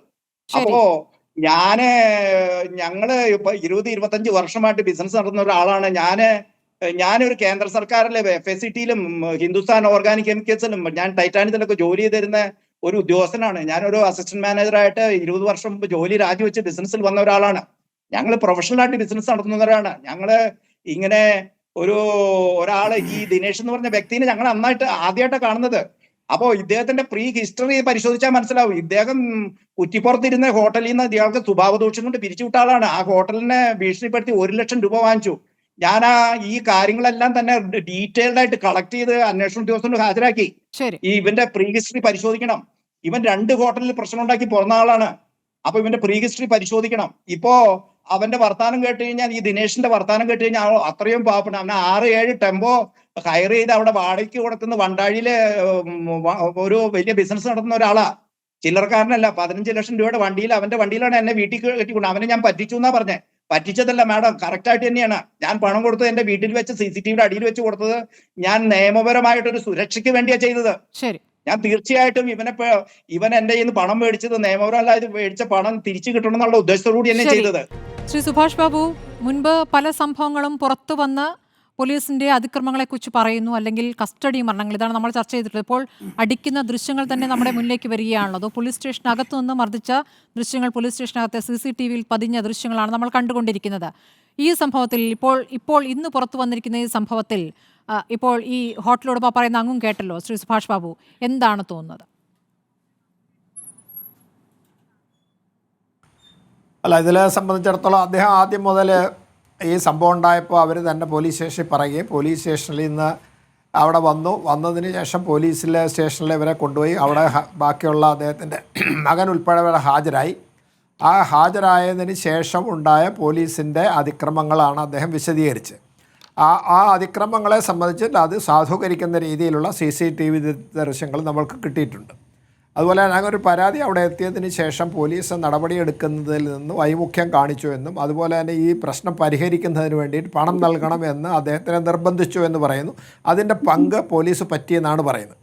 അപ്പോൾ അതിനകത്ത് എത്രമാത്രം വാസ്തവമുണ്ട് എന്ന് നമുക്ക് ഇപ്പോൾ പറയാൻ പറ്റില്ല. എന്തായാലും ശരി, അദ്ദേഹം പറയുന്ന ഭാഷയമനുസരിച്ച് അത് ഏറെക്കുറെ ശരിയായി വരാനുള്ള സാധ്യതയുണ്ട്. കാരണം അദ്ദേഹം പണം കൊടുത്തിരുന്നു. അത് പോലീസ് സ്റ്റേഷനിൽ നേരിട്ട് ചെന്നതിന് ശേഷം വീട്ടിൽ നിന്നാണ് പണം കൊടുത്തത്. അത് അദ്ദേഹം ഒരു ബിസിനസ്സുകാരായതുകൊണ്ട് അദ്ദേഹം ഇഷ്ടപ്രകാരമല്ല കൊടുത്തതുകൊണ്ട് അതിന് അദ്ദേഹം CCTV ദൃശ്യത്തിൽ അതിൻ്റെ തെളിവുകൾ ശേഖരിച്ച് സൂക്ഷിപ്പിക്കുകയും ചെയ്തു. അതിനുശേഷം നിരന്തരമായി അദ്ദേഹം ഈ പ്രശ്നങ്ങളുടെ തുടർ നടപടിക്ക് വേണ്ടി അദ്ദേഹത്തിന് നീതി കിട്ടണമെന്നുള്ള രീതിയിൽ അദ്ദേഹം ഒരുപാട് നിയമ പോരാട്ടങ്ങൾ നടത്തിയിട്ടുണ്ട്. ഹൈക്കോടതിയിൽ പോയി, മനുഷ്യാവകാശ കമ്മീഷനിൽ പോയി, അതുപോലെ തന്നെ ഇൻഫർമേഷൻ കമ്മീഷനിൽ പോയി. അവസാനം ഈ ഇൻഫർമേഷൻ കമ്മീഷനിൽ നിന്ന് അദ്ദേഹത്തിന് ഈ CCTV ദൃശ്യം കിട്ടി. പക്ഷേ അദ്ദേഹം ഇതിൽ അന്വേഷണം ശരിയല്ല കേസിൽ, അതുകൊണ്ട് CBI അന്വേഷിക്കണമെന്ന് പറഞ്ഞതുകൊണ്ട് അദ്ദേഹം CCTV ദൃശ്യം പുറത്തുവിട്ടില്ല എന്ന് പറയുന്നത് തീർച്ചയായിട്ടും നമുക്ക് വിശ്വസനീയമാണ്. കാരണം അദ്ദേഹത്തിന് എന്തായാലും ശരി, അദ്ദേഹത്തിൻ്റെ അഡ്വക്കേറ്റ് ഇത് പുറത്തുവിടാൻ അനുവദിക്കില്ല. അദ്ദേഹം പറഞ്ഞിട്ടുണ്ടാവും കോടതിയിലെ കേസാണ്, അത് വിട്ട് കഴിഞ്ഞാൽ നിങ്ങൾക്ക് അതിൽ നീതി തെല്ലാം കോടതി വൈമുഖ്യം കാണിക്കുമെന്ന് പറഞ്ഞതുകൊണ്ട് അദ്ദേഹം അത് വിട്ടില്ല എന്ന് പറഞ്ഞതും വിശ്വസനീയമാണ്. പക്ഷേ ഇതിനകത്ത് യഥാർത്ഥത്തിൽ ഈ പോലീസ് ഉദ്യോഗസ്ഥന്മാരുടെ ഭാഗത്ത് വീഴ്ച വന്നു എന്നുള്ളത് ആ മർദ്ദനം കൊണ്ട് നമുക്ക് ഏകദേശം രൂപിക്കാം. ബാക്കിയൊക്കെ അതിനും തെളിവിൻ്റെ അടിസ്ഥാനത്തിൽ നമ്മൾ അത് അന്വേഷണം നടത്തി തെളിവ് ശേഖരണത്തിലൂടെ മാത്രമേ സമർത്ഥിക്കാൻ പറ്റുള്ളൂ. പക്ഷേ ഇവിടെ അദ്ദേഹത്തിന് ആ വളരെ ഉപോത്ബലകമായി അദ്ദേഹത്തിൻ്റെ ഈ ആരോപണത്തിന് അദ്ദേഹത്തിന് ശക്തി നൽകുന്നത് അവിടെ ഒരു DYSP ഒരു റിപ്പോർട്ട്, അസിസ്റ്റന്റ് കമ്മീഷണർ റിപ്പോർട്ട് വേണ്ടതുണ്ട്. ആ റിപ്പോർട്ടിൽ ഇദ്ദേഹം പറയുന്ന പരാതികൾ സാധൂകരിച്ചുകൊണ്ട് അദ്ദേഹത്തിന് ഒരു റിപ്പോർട്ട്, അതിൻ്റെ കോപ്പി തന്നെ അദ്ദേഹത്തിന് കിട്ടിയിട്ടുണ്ട്. ആ കിട്ടിയ അടിസ്ഥാനത്തിൽ എന്തായാലും ശരി പ്രാഥമികമായിട്ടുണ്ടാകുന്ന ഒരു അന്വേഷണ റിപ്പോർട്ട് അത് കളവാണെന്ന് ആർക്കും പറയാൻ പറ്റില്ല. ആ ഉദ്യോഗസ്ഥന് പോലും അത് നിഷേധിക്കാൻ പറ്റാത്ത സാഹചര്യത്തിൽ അത് വിശ്വസനീയമെന്ന് തന്നെ നമ്മൾ ഇപ്പോൾ ഉറക്കേണ്ടി വരും. ശ്രീ സുഭാഷ് ബാബു, ഇപ്പോൾ ഈ വിശ്വസനീയമായ തെളിവുകൾ പുറത്തു വരുന്നു, പരാതി മുകളിലേക്ക് പോകുന്നു, ഇതൊക്കെ സംഭവിക്കുന്നുണ്ട്. പക്ഷേ ഈ പോലീസുകാരന് പിന്നീടും ഉയർച്ചയാണ് സംഭവിക്കുന്നത്. ട്രാൻസ്ഫർ കിട്ടുന്നു, അതിനുശേഷം അടുത്ത പോസ്റ്റിലേക്ക് ഉയർച്ചയാണ് സംഭവിക്കുന്നത്. ഈ പരാതിപ്പെടുന്ന ഉദ്യോഗസ്ഥർക്കൊക്കെ സ്ഥാനക്കയറ്റം ലഭിക്കുന്ന ഒരു സംവിധാനം അങ്ങനെയാണോ പോലീസിൽ? അല്ല, അതിലെന്താന്ന് പറഞ്ഞാൽ ഈ പോലീസിൽ പൊതുവേ ഒരു സ്വഭാവം എന്താന്ന് പറഞ്ഞാൽ ഈ അക്രമം നടത്തുന്ന പോലീസ് ഉദ്യോഗസ്ഥരെ സഹായിക്കുന്ന ഒരു സമീപനം മേലുദ്യോഗസ്ഥന്മാർ അവരുടെ സ്വന്തം നിലയിലോ അല്ലെങ്കിൽ മറ്റ് ബാഹ്യ സമ്മർദ്ദങ്ങളുടെ അടിയിലോ അതും ചെയ്യാറുണ്ട്. അതാണ് നമ്മളിപ്പം കുന്നംകുളം പോലീസ് സ്റ്റേഷനിൽ ഇവിടെയൊക്കെ കണ്ടിരിക്കുന്നതെന്ന് പറഞ്ഞാൽ അത് ബാഹ്യമായ സ്വാധീനം കൊണ്ട്, സമ്മർദ്ദം കൊണ്ട് അവരെ ഏതെങ്കിലും രീതിയിൽ രക്ഷിച്ച് കൊണ്ടുപോകണം എന്നുള്ള ഒരു സാഹചര്യം ആ മേലുദ്യോഗസ്ഥന്മാർ സൃഷ്ടിച്ച് അത് അവരുടെ ഔദ്യോഗിക നിർവഹണത്തിൽ അവരെ വീഴ്ചയാണ് വരുത്തുന്നത്. ഇതിലൊക്കെ മേലുദ്യോഗസ്ഥന്മാരുടെ പങ്കുണ്ട്. അവരെ സംബന്ധിച്ച് അവർക്ക് ഗൗരവതരമായ വീഴ്ച വരുത്തിയിട്ടുണ്ടെന്ന് സംശയമില്ല. കാരണം ഇതൊക്കെ പോലീസ് സ്റ്റേഷനിലെ CCTV ദൃശ്യത്തിലുണ്ട്. ഇത് ഏത് അന്വേഷണം പോലീസ് സ്റ്റേഷനെ ബന്ധിച്ച് നടക്കുകയാണെങ്കിൽ പോലീസ് സ്റ്റേഷനിലെ പെട്ട ആളുകളെ ആണ് ഇത് അന്വേഷണത്തിന് വിധേയമാക്കുന്ന അവിടുത്തെ CCTV ദൃശ്യങ്ങളാണ്. അവരുടെ മൊഴിയിൽ നിന്ന് തന്നെ അല്ലെങ്കിൽ ആ CCTVയിൽ നിന്ന് തന്നെ ഇത് സംസാരിക്കുന്ന തെളിവുകളായിട്ട് അവർക്ക് ബോധ്യപ്പെട്ടിട്ടുണ്ടാകും. ബോധ്യപ്പെട്ടിട്ട് നടപടിയെടുക്കാതിരിക്കുന്നത്. കാരണം പോലീസ് സ്റ്റേഷനിലെ സംബന്ധിച്ച് ഒരാളെ കൊണ്ടുവന്നതിന് ശേഷം മർദ്ദിക്കാൻ പാടില്ലെന്നും മർദ്ദിക്കുകയാണെങ്കിൽ തന്നെ അത് അനധികൃതമായ ബലപ്രയോഗമാണ്, അത് പോലീസ് ഉദ്യോഗസ്ഥന്മാരുടെ ക്രിമിനൽ കേസ് എടുക്കണമെന്നും അല്ലാണ്ട് നേരത്തെ കുന്നംകുളത്തെടുത്ത മാതിരി അച്ചടക്ക നടപടിയല്ല ഇതിന് വേണ്ടത്. ക്രിമിനൽ സ്വഭാവമുള്ള കേസിന് ക്രിമിനൽ കേസ് തന്നെ, അതും അതിൻ്റെ കൂടെ തന്നെ അതിന് സമാന്തരമായിട്ട് അച്ചടക്ക നടപടി എടുക്കാം. പക്ഷേ ഇവിടെ യാതൊരു നടപടിയും അവരുടെ പേരിൽ ഗൗരവതരമായിട്ട് തീർത്തില്ല. ഇവിടെ കറപ്ഷൻ വരെ അദ്ദേഹം ഒരു ഭാഗികമായെങ്കിലും തെളിവോട് കൂടിയിട്ട് അദ്ദേഹം അത് സമർത്ഥിക്കാൻ ശ്രമിക്കുന്നുണ്ട്. എന്തായാലും ശരി, അതൊരു പ്രിവെൻഷൻ ഓഫ് കറപ്ഷൻ എന്നുള്ള രീതിയിലേക്ക് അതിന് വരാൻ സാധ്യതയൊന്നും ഉണ്ട് തീർച്ചയായിട്ടും. അപ്പോൾ അതുകൊണ്ട് ഈ പോലീസ് ഉദ്യോഗസ്ഥന്മാർ മേലധികാരികൾ അനാവശ്യമായിട്ട് സംരക്ഷിക്കുന്ന ഒരു സമീപനം എടുത്തു. അത് അവർ സ്വയം കൃതമാണെന്ന് പറയുന്നില്ല. അത് ഏതെങ്കിലും രീതിയിലുള്ള പോലീസ് ഉദ്യോഗസ്ഥന്മാരുടെ അവരുടെ സബോർഡിനേറ്റ്സിൻ്റെ സമ്മർദ്ദം കൊണ്ടോ അതിലെ ബാഹ്യമായ ഏതെങ്കിലും ഇടപെടലോ സമ്മർദ്ദം കൊണ്ടോ ആയിരിക്കാം. അത് നമുക്ക് പറയാൻ പറ്റില്ല. എന്തായാലും ശരി, ഇങ്ങനെ വന്നു കഴിയുന്ന അവസരത്തിൽ ഇനിയും ഇതിൻ്റെ അന്വേഷണം കുറച്ചുകൂടെ ഗൗരവതരമായിട്ട് മുന്നോട്ട് പോവുകയാണെങ്കിൽ ഈ പറഞ്ഞ ഉദ്യോഗസ്ഥന്മാരൊക്കെ കാലുമാറിയതിന് ശേഷം അവരുടെ ഭാഗം നിരപരാധിത്വം തെളിയിക്കാൻ വേണ്ടി സത്യം പുറത്തു പറയേണ്ട ഒരു സാഹചര്യം വരും. അതിന് സംശയമൊന്നും വേണ്ട. കഴിഞ്ഞ ദിവസം ഇപ്പം പിന്നെ കുന്നംകുളത്തെ പോലീസ് സ്റ്റേഷനിലെ സുജിത്തിൻ്റെ കാര്യത്തിൽ അത് സസ്പെൻഷൻ ഉണ്ടാവില്ല. സസ്പെൻഷൻ ഉണ്ടായിരിക്കാൻ പറ്റില്ല. അത് നീട്ടി ദിവസം നീട്ടി വെക്കുക എന്നല്ലാണ്ട് അത് സസ്പെൻഷൻ ഇല്ലാണ്ട് ഒരു നല്ല ഒരു എഫക്റ്റീവ് ഇൻവെസ്റ്റിഗേഷൻ ഇല്ലാണ്ട് അത് പോകാൻ പറ്റില്ല.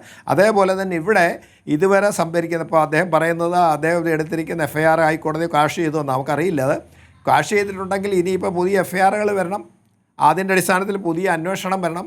ഇതിപ്പോൾ അത് ഇദ്ദേഹത്തിൻ്റെ തന്നെ ആണെങ്കിലും ദിനേശിൻ്റെ പരാതിയാണെങ്കിലും എടുത്തതിന് ശേഷം ക്വാഷ് ചെയ്ത സാഹചര്യത്തിൽ പുതിയ കേസുകൾ എടുത്തതിന് ശേഷം അത് നിഷ്പക്ഷമായിട്ട് സത്യസന്ധമായിട്ട് അന്വേഷിച്ച് നോക്കിയാൽ മാത്രമേ നമുക്ക് പറയാൻ പറ്റുള്ളൂ. എന്തായാലും ഈ പ്രാഥമികമായിട്ടുള്ള തെളിവിൻ്റെ അടിസ്ഥാനത്തിൽ CCTV ദൃശ്യങ്ങളിൽ നിന്ന് ഈ പറയുന്ന പരാതി തീർച്ചയായിട്ടും നമുക്ക് വിശ്വസനീയമെന്ന് വിധിക്കപ്പെടാൻ സാധ്യതയുണ്ട്. അതിനകത്ത് പോലീസ് ഉദ്യോഗസ്ഥന്മാർ ഈ കളങ്കിതരായ ഉദ്യോഗസ്ഥന്മാരെ സംരക്ഷിക്കാൻ ശ്രമിച്ചു എന്നുള്ളത് ഏതാണ്ട് തെളിയിക്കപ്പെട്ടു എന്നാണ് എൻ്റെ അഭിപ്രായം. പി കെ നവാസ്, ഇപ്പോൾ യൂത്ത് കോൺഗ്രസ് മണ്ഡലം പ്രസിഡന്റ് സുജിത്തിനേറ്റ മർദ്ദനത്തിന്റെ ദൃശ്യങ്ങൾ പുറത്തു വന്നതോടുകൂടിയാണ് തുടങ്ങിയത്. പക്ഷേ അതിന് തൊട്ടു പിന്നാലെ ഇങ്ങനെ ദൃശ്യങ്ങൾ പുറത്തേക്ക് വന്നുകൊണ്ടേയിരിക്കുകയാണ്. ഇപ്പോൾ കോഴിക്കോട് ലീഗിൻ്റെ ഒരു പ്രവർത്തകനേറ്റ മർദ്ദനത്തിന്റെ വിവരങ്ങളും ഇപ്പോൾ പുറത്തു വരികയാണ്. ഇങ്ങനെ ഈ പിണറായി സർക്കാരിൻ്റെ കാലത്ത് മാത്രമുള്ള പോലീസിൻ്റെ ഒരു ക്രൂര സമീപനം എന്ന രൂപത്തിലാണോ അതിനെ കാണേണ്ടത്? അത് പോലീസിൻ്റെ പൊതുവായ സമീപനം, അതിനോട് സർക്കാർ എടുക്കുന്ന നിലപാട് ഈ തരത്തിലാണോ നിങ്ങൾ അതിനെ കാണുന്നത്? കാരണം 2012 UDF ഭരണകാലത്ത് മർദ്ദനമേറ്റതിൻ്റെ വിവരങ്ങളും ഒരു SFI നേതാവ് പറയുന്നുണ്ട്.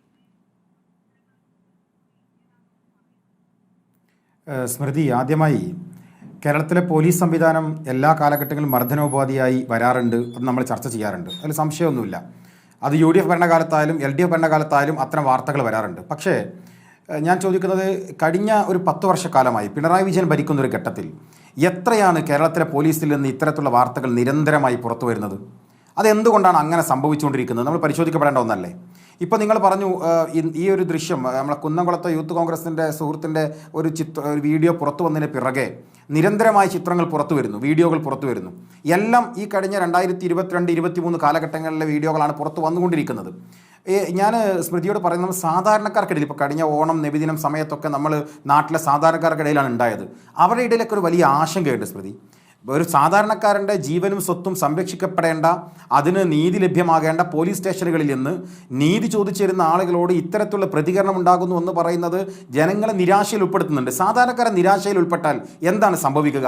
നാട്ടിൽ എന്താണ് സംഭവിക്കുക? ഇപ്പം നേരത്തെ ശ്രീ ഔസഫ് പറഞ്ഞു, ഞാനൊരു പ്രൊഫഷണലി ഒരു കച്ചവടക്കാരനാണ്, ഒരു ഉദ്യോഗസ്ഥനായിരുന്നു, ഒരു കച്ചവടക്കാരനായിരുന്നു. സ്വാഭാവികമായി അദ്ദേഹത്തിൻ്റെ പ്രൊഫൈൽ നമുക്കറിയാം. അദ്ദേഹത്തെ പോലുള്ള ആളുകൾ നിരാശയിലേക്ക് പോകുന്നു. യൂത്ത് കോൺഗ്രസിൻ്റെ, ലീഗിൻ്റെ, CPMൻ്റെ നേതാക്കന്മാർ, അവർ ഭാരവാഹികളാണ്, നേതാക്കന്മാരാണ്, സമൂഹത്തിന് നീതി നടപ്പിലാക്കി കൊടുക്കേണ്ട, നേടിക്കൊടുക്കേണ്ട ആളുകളാണ്. അവർ നിരാശയിലേക്ക് പോകുന്നു. അപ്പോൾ സാധാരണക്കാരൻ്റെ സ്ഥിതി എന്താണ്? അത് സാധാരണക്കാരുടെ ഇടയിൽ കഴിഞ്ഞ 2-3 ദിവസമായി നിങ്ങളൊന്ന് സഞ്ചരിച്ചാൽ, അവർക്കിടയിൽ സംസാരിച്ചാൽ അതിൻ്റെ ഒരു ഗൗരവം നിങ്ങൾക്ക് ബോധ്യപ്പെടും. ഞാൻ പറയുന്നത്, അങ്ങനെ നിരാശ ബാധിക്കുമ്പോൾ ബഹുമാനപ്പെട്ട കേരളത്തിൻ്റെ മുഖ്യമന്ത്രി കേരളത്തിൻ്റെ നിയമസഭയിൽ കഴിഞ്ഞ 15ാം നിയമസഭയിലാണെന്ന് എൻ്റെ ഓർമ്മ, സഭക്കകത്ത് പറഞ്ഞൊരു വാചകം നമുക്ക് ഓർമ്മയുണ്ടല്ലോ, പോലീസിൻ്റെ മൊറയിൽ നഷ്ടപ്പെടുത്തരുത് എന്നാണ്. ഇവിടെ പോലീസിൻ്റെ മൊറയിൽ നഗ്നമായി നഷ്ടപ്പെട്ടതിൻ്റെ ചിത്രങ്ങൾ, ആളുകൾക്കിടയിൽ വിശ്വാസം നഷ്ടപ്പെട്ടു പോയതിൻ്റെ വീഡിയോ ദൃശ്യങ്ങൾ നിരന്തരമായി പുറത്തു വരുമ്പോൾ സ്വാഭാവികമായി ആ ജനങ്ങൾക്ക് ആത്മവിശ്വാസം പകരേണ്ട ഇത് ചുമതല വഹിക്കുന്ന ആഭ്യന്തരമന്ത്രി എവിടെയാണ്? അദ്ദേഹത്തിന് പ്രതികരണം ഉണ്ടായോ? അദ്ദേഹം ഇതിനെതിരെ ഞങ്ങൾ ശക്തമായി നടപടിയെടുക്കും, ജനങ്ങൾ നിരാശപ്പെടേണ്ടതില്ല എന്നൊരു വാചകം അദ്ദേഹത്തിന്റെ ഭാഗത്ത് നിന്ന് ഉണ്ടാകണ്ടേ? എന്തിനാണ് പിണറായി വിജയൻ പറയുന്നത്? ഈ പിണറായി സർക്കാരിന്റെ കാലത്താണ് 108 പോലീസ് ഉദ്യോഗസ്ഥരെ പിരിച്ചുവിട്ടിരിക്കുന്നത്. അങ്ങനെ ഒരു പിരിച്ചുവിടൽ നടപടി ഇതിനു മുമ്പ് ഉണ്ടായിട്ടുണ്ടോ? പോലീസുകാരുടെ ഭാഗത്തുനിന്നുള്ള ക്രൂരതയുടെ വിവരങ്ങൾ, വാർത്തകളൊക്കെ ഇതിനു മുമ്പ് ഉണ്ടായിട്ടുണ്ടോ? അങ്ങനെ കൂട്ടമായി പിരിച്ചുവിടുന്ന നടപടി ഇതിനു മുമ്പ് ഉണ്ടായിട്ടുണ്ടോ എന്നുള്ളതാണ് മറുചോദ്യം. അല്ല, ഞാൻ സ്മൃതിയോട് ചോദിക്കുന്നത് ഇത് കഴിഞ്ഞ 15ാം നിയമസഭയിൽ ശ്രീ തിരുവഞ്ചൂർ രാധാകൃഷ്ണന്റെ ഒരു ചോദ്യമാണ്. നക്ഷത്ര ചിഹ്നമിടാത്ത ചോദ്യം 83. അതിലെ ചോദ്യം ഞാൻ ചുരുക്കി പറയാം. സർവീസിൽ നിന്ന് ഇത്തരം ആളുകളെ തിരിച്ചെടുത്തിട്ടുണ്ടോ എന്നാണ് ചോദ്യം. അതിന് ഉത്തരം പറയുന്ന ശ്രീ മുഖ്യമന്ത്രി പിണറായി വിജയനാണ്. ആ പിരിച്ചുവിട്ട 14 പേരെയും ഞങ്ങൾ തിരിച്ചെടുത്തിട്ടുണ്ട്. അപ്പോൾ ഒരു ഭാഗത്ത് സസ്പെൻഡ് ചെയ്യലും തിരിച്ചെടുക്കലൊക്കെ നടക്കുന്നുണ്ട്. അത് ഏതെങ്കിലും ഒരു ഘട്ടത്തിൽ ഉയർത്തി കാണിക്കാനുള്ള ഒരു തുണ്ട് പേപ്പർ മാത്രമായിട്ട് അത് അവശേഷിക്കാൻ പാടില്ലല്ലോ. ഞാൻ ചോദിക്കട്ടെ, നമ്മളിപ്പോൾ പുറത്തു വരുന്ന കണക്ക് വെച്ച് കേരളത്തിൽ അടിയന്തരാവസ്ഥ കാലത്തെക്കുറിച്ചൊക്കെ നമ്മൾ കേട്ടിട്ടുണ്ട്. SRCP-യുടെ കാലം എന്നൊക്കെ മുതിർന്ന മാധ്യമ പ്രവർത്തകരും രാഷ്ട്രീയ പ്രവർത്തകരും പ്രസംഗിക്കുന്നത് ഞങ്ങൾ കേട്ടിട്ടുണ്ട്. പക്ഷേ പിണറായി വിജയന്റെ കാലത്താണ് 17 പേർ സ്റ്റേഷനകത്ത് പോലീസ് മർദ്ദനത്തിൽ കൊല ചെയ്യപ്പെട്ടു പോയത് എന്ന വാർത്ത നമ്മളെന്താ ഞെട്ടിപ്പിക്കാത്തത്? നമ്മളെന്താ അത്ഭുതപ്പെടുത്താത്തത്? സ്വാഭാവികമായി എവിടെയോ ഒരു പ്രശ്നമുണ്ട് സ്മൃതി, അതിലേക്കാണ് നമ്മൾ പോകേണ്ടത്. എന്താണ് ഇവിടുത്തെ പ്രശ്നം? എന്താണ് ഇവിടെ സംഭവം? ഇപ്പോൾ നേരത്തെ ഞാൻ ഇങ്ങോട്ട് വരുന്ന സമയത്ത് റെജി സാറിന്റെ ഞാൻ കാറിലിരുന്നു കൊണ്ട് അദ്ദേഹത്തിന്റെ സംസാരം കേട്ടു. അദ്ദേഹം പറയുന്നുണ്ട് ഇതിൽ സർക്കാരിന്, പിണറായിക്ക് ഇതിൽ എന്ത് പങ്കാണെന്നാണ്. ഞാൻ ചോദിക്കട്ടെ, റിട്ടയർ SP സുഭാഷ് സാർ ഇവിടെ ഉണ്ടല്ലോ, എന്റെ ചോദ്യം ഇത്രേ ഉള്ളൂ. ഈ വീഡിയോ ദൃശ്യം ഉണ്ടാകുമ്പോൾ, ഇതിന് മുകളിൽ അന്വേഷണം നടക്കുമ്പോൾ, SP അന്വേഷിക്കുമ്പോൾ, DYSP അന്വേഷിക്കുമ്പോൾ, എല്ലാ ദിവസവും എന്ന പോലെ ബഹുമാനപ്പെട്ട ആഭ്യന്തര വകുപ്പ് മന്ത്രിയുടെ ഡെസ്കിലേക്ക് ഇവിടുത്തെ ഇന്റലിജൻസ്, ഇവിടുത്തെ സ്പെഷ്യൽ ബ്രാഞ്ച് റിപ്പോർട്ട് കൊടുക്കുന്നില്ലേ? ഈ വീഡിയോ കേരളത്തിൽ ആഭ്യന്തരമന്ത്രി കണ്ടിട്ടില്ല എന്നാണോ നമ്മളൊക്കെ വിശ്വസിക്കേണ്ടത്? ഞാൻ ചോദിക്കും, കേരളത്തിൽ ആഭ്യന്തര വകുപ്പിന് മുൻപിൽ ഈ കണ്ട ദൃശ്യങ്ങൾ അത് ആഭ്യന്തര വകുപ്പിന്റെ, ഇവിടുത്തെ പോലീസിന്റെ, സ്പെഷ്യൽ ബ്രാഞ്ചിന്റെ, ഇന്റലിജൻസിന്റെ അന്വേഷണത്തിലെ ഡെയിലി റിപ്പോർട്ടുകൾ പോലീസ് വകുപ്പ് മന്ത്രിയുടെ ടാബിൽ കിട്ടുമ്പോൾ ഈ ദൃശ്യം അദ്ദേഹം കണ്ടിട്ടുണ്ടാകുമെന്ന് വിശ്വസിക്കുന്ന ഒരാളാണ് ഞാൻ. അത് കാണാതിരിക്കുന്നുവെങ്കിൽ അദ്ദേഹം ആ കസാര ഇരിക്കാൻ യോഗ്യനല്ല എന്നാണ് ഇവർ പറയാതെ പറയുന്നത്. ആഭ്യന്തര വകുപ്പിന് മുമ്പിൽ ലഭിക്കുന്ന റിപ്പോർട്ടുകൾ ദൈനംദിനം ഇവിടുത്തെ റിപ്പോർട്ട് ലഭിക്കുന്നില്ല. നമുക്ക് ഇവിടുത്തെ സിസ്റ്റത്തെ കുറിച്ച് അറിയാലോ സ്മൃതി. എന്താ ഇവിടുത്തെ സിസ്റ്റം? ഓരോ പോലീസ് സ്റ്റേഷനിലും സ്പെഷ്യൽ ബ്രാഞ്ച് ഉദ്യോഗസ്ഥന്മാരുണ്ടാകും. ആ പരിസരം നടക്കുന്ന സ്പെഷ്യൽ ബ്രാഞ്ച്, അതുപോലെ തന്നെ ഇവിടുത്തെ ഇന്റലിജൻസ് ഇതിന്റെ വിവരങ്ങൾ ശേഖരിച്ച് അതത് സമയത്ത് അതിന്റെ ഘടന പ്രകാരം SP, അതുപോലെ തന്നെ ഇവിടുത്തെ സ്റ്റേറ്റ് അതിന്റെ തലപ്പത്തിരിക്കുന്നവർ അതുവഴി ബഹുമാനപ്പെട്ട ആഭ്യന്തര വകുപ്പിന്റെ ടേബിളിൽ എല്ലാ ദിവസവും അത് എത്തില്ലേ? ഞാൻ പറഞ്ഞ തെറ്റാണെങ്കിൽ സുഭാഷ് ബാബു സാർ അത് തിരുത്തട്ടെ. അങ്ങനെ എത്തുമ്പോൾ ഈ പറഞ്ഞ കുന്നംകുളത്തെ വിഷയം, ഈ പറഞ്ഞിട്ടുള്ള ഇപ്പൊ പറഞ്ഞ ഔസേപ്പിന്റെ വിഷയം, ഈ പറഞ്ഞ കോഴിക്കോട്ടെ പ്രശ്നങ്ങൾ, ഇതെല്ലാം അതത് സമയത്ത് ബഹുമാനപ്പെട്ട ആഭ്യന്തരമന്ത്രിയുടെ ടേബിളിൽ എത്തിയിട്ടുണ്ടല്ലോ. അപ്പൊ ഇതിൽ ആഭ്യന്തരമന്ത്രി മൗനം പാലിച്ചിട്ടില്ലേ? ഇതിൽ നടപടി എടുക്കാതിരിക്കാൻ ആഭ്യന്തരമന്ത്രി മനഃപൂർവ്വമായി ശ്രമിച്ചിട്ടില്ലേ? ഈ റിപ്പോർട്ടുകൾ എത്തുമ്പോൾ അതിന്റെ മുന്നിൽ അദ്ദേഹം ആർക്കോ വേണ്ടിയിട്ട് ഒതുങ്ങിക്കൊടുത്തിട്ടില്ലേ? അതെങ്ങനെയാണ് കേരളത്തിൽ സാധ്യമായത്? അത് പരിശോധിക്കുമ്പോൾ അതിന്റെ ഒരു ലാർജർ തരത്തിലുള്ള ഇടപെടലുകൾ കേരളത്തിൽ ഉണ്ടായിട്ടുണ്ട്. അതിന് ഏറ്റവും പ്രധാനപ്പെട്ട ഉദാഹരണമാണല്ലോ അജിത് കുമാറിൻ്റെത്, DYSP ADGP അജിത് കുമാറിൻ്റെത്. അദ്ദേഹത്തെ എങ്ങനെയാണ് ആഭ്യന്തരമന്ത്രി സംരക്ഷിക്കുന്നത് നമ്മൾ കാണുന്നുണ്ട്. അപ്പൊ സ്വാഭാവികമായി അദ്ദേഹത്തിന് താഴെയുള്ള ഉദ്യോഗസ്ഥന്മാർ, ADGP സംരക്ഷിക്കപ്പെട്ട ഉദ്യോഗസ്ഥൻ, എന്റെ മലപ്പുറം ജില്ലയുടെ SP ആയിരുന്ന സുജിത് ദാസ്, വളരെ കൃത്യമായി തെളിവുകൾ പുറത്തു വന്നല്ലോ. സുജിത് ദാസിനെ ADGP ആണ് സംരക്ഷിച്ചത്. ആ ADGP കീഴിൽ സംരക്ഷിക്കപ്പെടുന്ന CIമാർ, SIമാർ ഈ കേരളത്തിൽ ഉണ്ട് എന്ന് മലപ്പുറം വിഷയത്തിന് പോലെ നമുക്ക് മനസ്സിലായതല്ലേ? അപ്പോ ഇവിടെ കൃത്യമായി തങ്ങളുടെ രാഷ്ട്രീയ നേട്ടത്തിനോ തങ്ങളുടെ പ്രൊഫഷണൽ നേട്ടത്തിനോ വേണ്ടിയിട്ട് വിട്ടുവീഴ്ചകൾ ചെയ്യപ്പെടേണ്ടി വരുമ്പോൾ ആഭ്യന്തരമന്ത്രിക്ക് ഉൾപ്പെടെ പോലീസിന് മുമ്പിൽ മുട്ടുമടക്കി കൊടുക്കേണ്ട ഗതികേടുണ്ടാകുന്നുണ്ട്. അത് ചില രാഷ്ട്രീയ തീരുമാനങ്ങളുടെ ഭാഗമാണ് എന്ന് വിശ്വസിക്കുന്ന ഒരാളാണ് ഞാൻ. പൊതുജനങ്ങൾ അങ്ങനെ വിശ്വസിക്കുന്നത് ഞാൻ വിചാരിക്കുകയാണ്. അല്ലെങ്കിൽ ഇതൊന്നും അറിയാത്തൊരു ആഭ്യന്തരമന്ത്രി, ഇതൊന്നും അറിയില്ല, പോലീസ് സ്റ്റേഷനിൽ നടന്ന വീഡിയോ ദൃശ്യങ്ങളെ കുറിച്ച് അറിയില്ല, ഇന്റേണൽ അന്വേഷണം നടന്നതിനെ കുറിച്ച് അറിയില്ല, അതുമായി ബന്ധപ്പെട്ട RTI വിവരത്തിന് മറുപടി കൊടുക്കാത്ത അറിയില്ല, വീഡിയോ കൊടുത്തപ്പോൾ അറിയില്ല, ഇതൊന്നും അറിയാത്തൊരു ആഭ്യന്തരമന്ത്രിയാണ് കേരളത്തിന്റെ ആഭ്യന്തരമന്ത്രിയെങ്കിൽ അദ്ദേഹം ആ കസാരയിൽ നിന്ന് ഇറങ്ങിപ്പോകണം എന്ന മലയാളിക്ക് പറയാനുള്ളത്. ഇതൊന്നും അറിയാതിരിക്കാൻ ഒരു സാധ്യതയില്ലല്ലോ. ഇതെല്ലാം അറിയുന്ന ആളായിരിക്കും ആഭ്യന്തരമന്ത്രി. അപ്പൊ ഞാൻ നേരത്തെ പറഞ്ഞത്, നമുക്കറിയാം ഈ പറയുന്ന ADGP അജിത്തിന്റെ കാര്യത്തിൽ കേരളത്തിന്റെ പോലീസ് സംവിധാനത്തിന് നേതൃത്വം കൊടുത്തിരുന്ന പോലീസ് ഉദ്യോഗസ്ഥൻ, റിട്ടയർ ചെയ്തു പോയ നമ്മുടെ അദ്ദേഹത്തിന്റെ പേര് ഞാൻ ഓർക്കുന്നില്ല, അദ്ദേഹം കൊടുത്ത റിപ്പോർട്ട് ഉണ്ടല്ലോ, അദ്ദേഹം പ്രതിയാണ് എന്ന് പറഞ്ഞ് റിപ്പോർട്ട് കൊടുക്കുമ്പോൾ പുനരന്വേഷണം നടത്താനല്ലേ നമ്മുടെ ആഭ്യന്തരമന്ത്രി തീരുമാനിച്ചത്. അപ്പൊ ആഭ്യന്തരമന്ത്രിയുടെ പ്രൊട്ടക്ഷൻ ADGP കിട്ടുന്നുണ്ട്, ADGPയുടെ പ്രൊട്ടക്ഷൻ SP-ക്ക് കിട്ടുന്നുണ്ട്, SP-ക്ക് താഴെ CIമാർക്കും SIമാർക്കും താല്പര്യമുള്ളവർക്ക് അവർക്ക് പരിരക്ഷ കിട്ടുന്നുണ്ട്.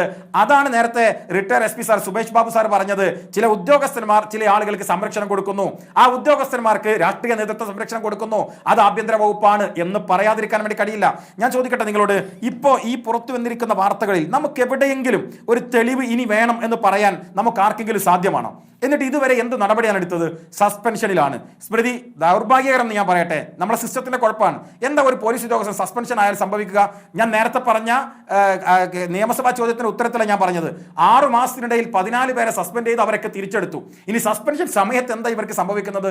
ഇവർക്ക് ജോലിക്കൊന്നും പോണ്ട, വീട്ടിലിരിക്കാം, പകുതി ശമ്പളം ഇവർക്ക് വീട്ടിൽ കിട്ടും. ഇതാണ് സസ്പെൻഷൻ നടപടി. ഇതാണോ ഈ കേസിൽ എടുക്കേണ്ടത്? മാത്രമാണ് സസ്പെൻഷൻ, അതൊരു നടപടിയായി കരുതാൻ പറ്റില്ല. ആദ്യം പരാതി ഉയർന്നപ്പോൾ നടപടിയായി വന്നിരിക്കുന്നത് അവർക്ക് ജില്ലയിൽ തന്നെ വിവിധയിടങ്ങളിൽ, സുജിത്തിന്റെ കാര്യത്തിൽ ജില്ലയിൽ തന്നെ വിവിധയിടങ്ങളിലേക്ക് ട്രാൻസ്ഫർ ആയിരുന്നു. അതെ, തീർച്ചയായും ഞാനതാ പറഞ്ഞു വരുന്നത്. അച്ചടക്ക നടപടി എന്ന് പറഞ്ഞാൽ എന്തിന്റെ മുകളിലാണ് അച്ചടക്ക നടപടി എടുക്കേണ്ടത്? അതൊരു വീഴ്ച സംഭവിച്ചാലാണ്. ഇത് കേവലം ഒരു വീഴ്ചയാണോ? വീഴ്ചയല്ലല്ലോ. അന്ന് IPC ആണല്ലോ ഈ സംഭവം നടക്കുമ്പോൾ.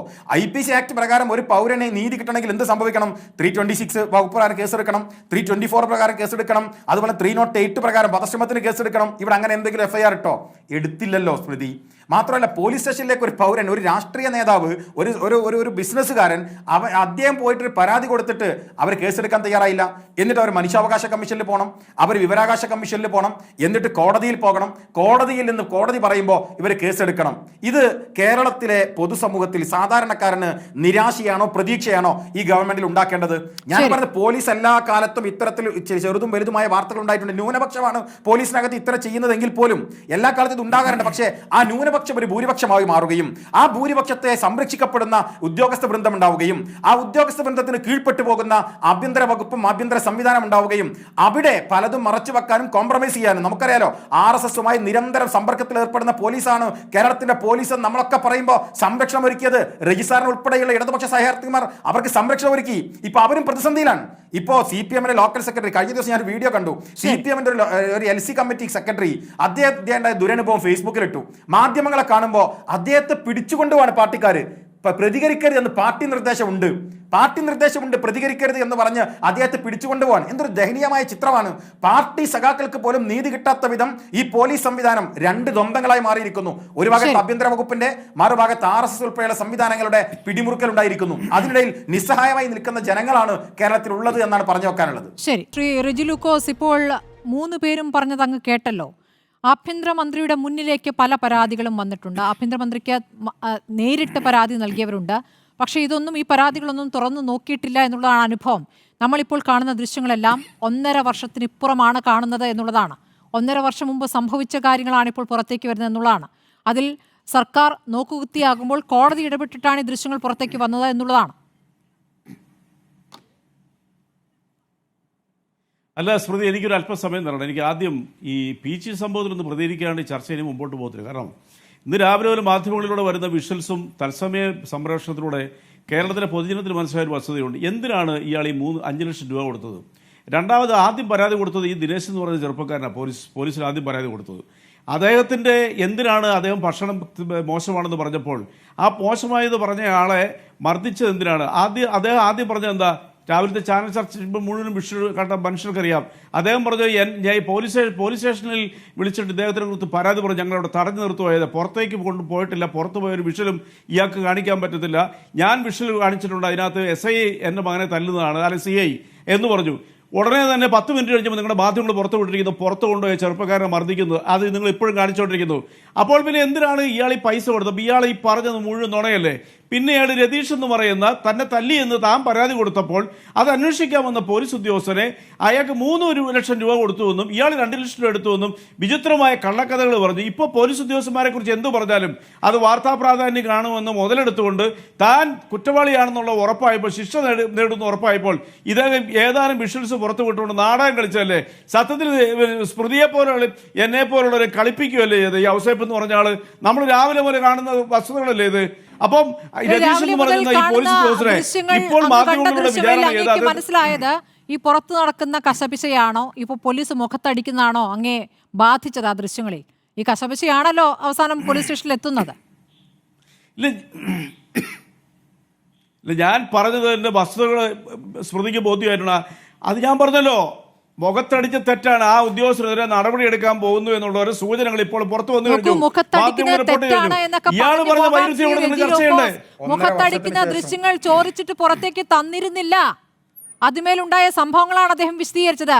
ആ 5 ലക്ഷം കൊടുത്തതിനെ നമുക്ക് ന്യായീകരിക്കാനൊന്നുമില്ല. പക്ഷെ അദ്ദേഹം അതിനൊരു വാദം പറയുന്നുണ്ട്. ആ ദൃശ്യങ്ങൾ CCTV ഓണാക്കി ആ പണം കൊടുക്കുന്ന ദൃശ്യം കൃത്യമായി പതിയുന്ന രൂപത്തിൽ താൻ അത് കൊടുത്തു എന്നാണ് പറയുന്നത്. അത് അന്വേഷിക്കട്ടെ.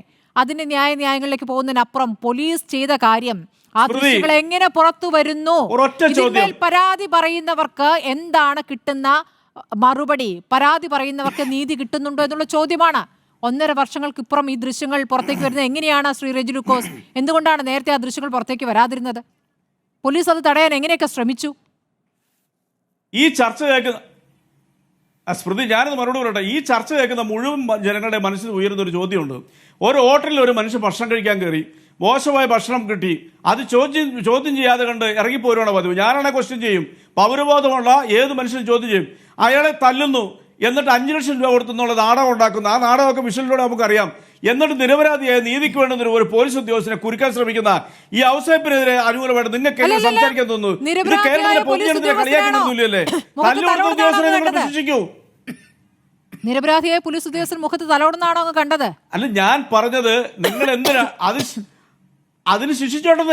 ആർക്ക് വിരോധം?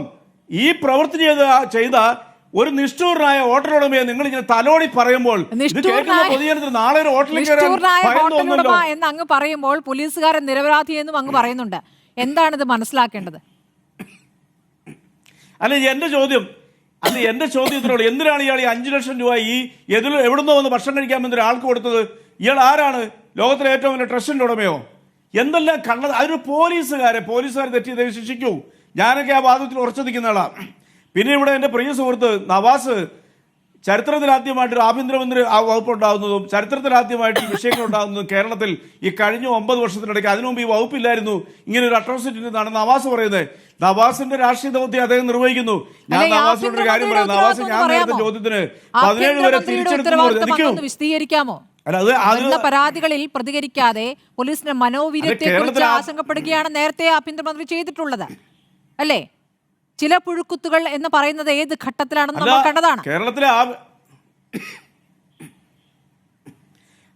സ്മൃതി, കേരളത്തിലെ ആഭ്യന്തര വകുപ്പാണ് 2% ഈ 6% കുറച്ചത്. കഴിഞ്ഞ 7 വർഷമായിട്ട് ഇന്ത്യയിലെ ഏറ്റവും നല്ല ആഭ്യന്തര വകുപ്പ് ഞങ്ങളുടെ ശത്രുവായിട്ടുള്ള പക്ഷത്ത് നിൽക്കുന്ന BJP കേന്ദ്ര സർക്കാർ കൊടുക്കുന്ന ആർക്കറിയോ? കേരളത്തിലെ ആഭ്യന്തരമന്ത്രിക്ക്, കേരളത്തിലെ ആഭ്യന്തര വകുപ്പിന്. അത് നവാസിനെ പോലുള്ളവർക്ക് ഇഷ്ടപ്പെടുന്നില്ല. മുമ്പ് പോലീസ് സേന ജോലി ചെയ്തിരുന്ന സുഭാഷ് ബാബു സാറിനും അത് ഇഷ്ടപ്പെടുന്നില്ല. നിങ്ങൾ അതെല്ലാം എന്താ മറച്ചു വെക്കുന്നത്? തെറ്റുകൾ ചെയ്യാത്തൊരു സിസ്റ്റം ലോകത്തിലുണ്ടോ? നിങ്ങൾക്ക് കാണിച്ചു തരാൻ പറ്റുമോ? പറയൂ.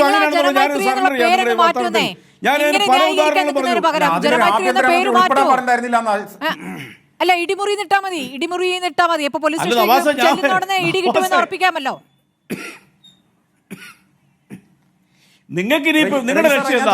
തെരഞ്ഞെടുപ്പിന് ഇനിയിപ്പോ 7 മാസമേ ഉള്ളൂ. ഇനി ഇതുപോലത്തെ നുണകളൊക്കെ നിങ്ങൾ വരും. ഉദ്യോഗസ്ഥന്മാരെ ശിക്ഷിച്ച ചരിത്രമുള്ള ഒരു സംസ്ഥാനക്കാരനെ ഒരു പോലീസുകാരനെ വന്ന് ന്യായീകരിക്കാൻ വിചിത്രമാ.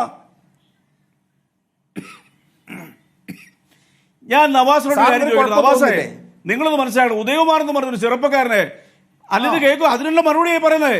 ഉദയകുമാർ എന്ന് പറഞ്ഞൊരു ചെറുപ്പക്കാരനെ അടിയന്തരാവസ്ഥയ്ക്ക് ശേഷം കേരളം കണ്ണീരടിഞ്ഞൊരു കൊലപാതകം നടത്തി. ഫോർട്ട് പോലീസ് സ്റ്റേഷൻ ട്രിവാൻഡ്രത്ത് ഉരുട്ടിക്കൊന്നു. നിങ്ങളുടെ സർക്കാർ എന്ത് നടപടി സ്വീകരിച്ച ഉദ്യോഗസ്ഥന്മാർക്കെതിരെ? ഇപ്പൊ അവരെ തിരിച്ചെടുത്തിരിക്കുന്നു. നിങ്ങൾ കൊടുത്ത കോടതി ഇപ്പൊ അവരെ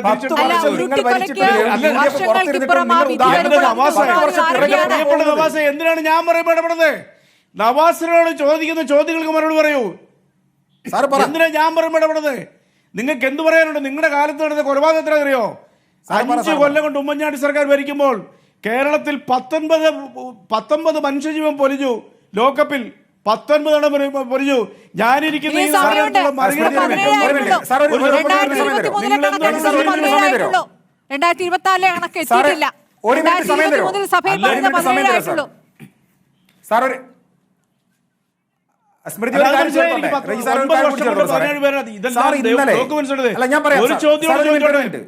ചോദിച്ചോളൂ.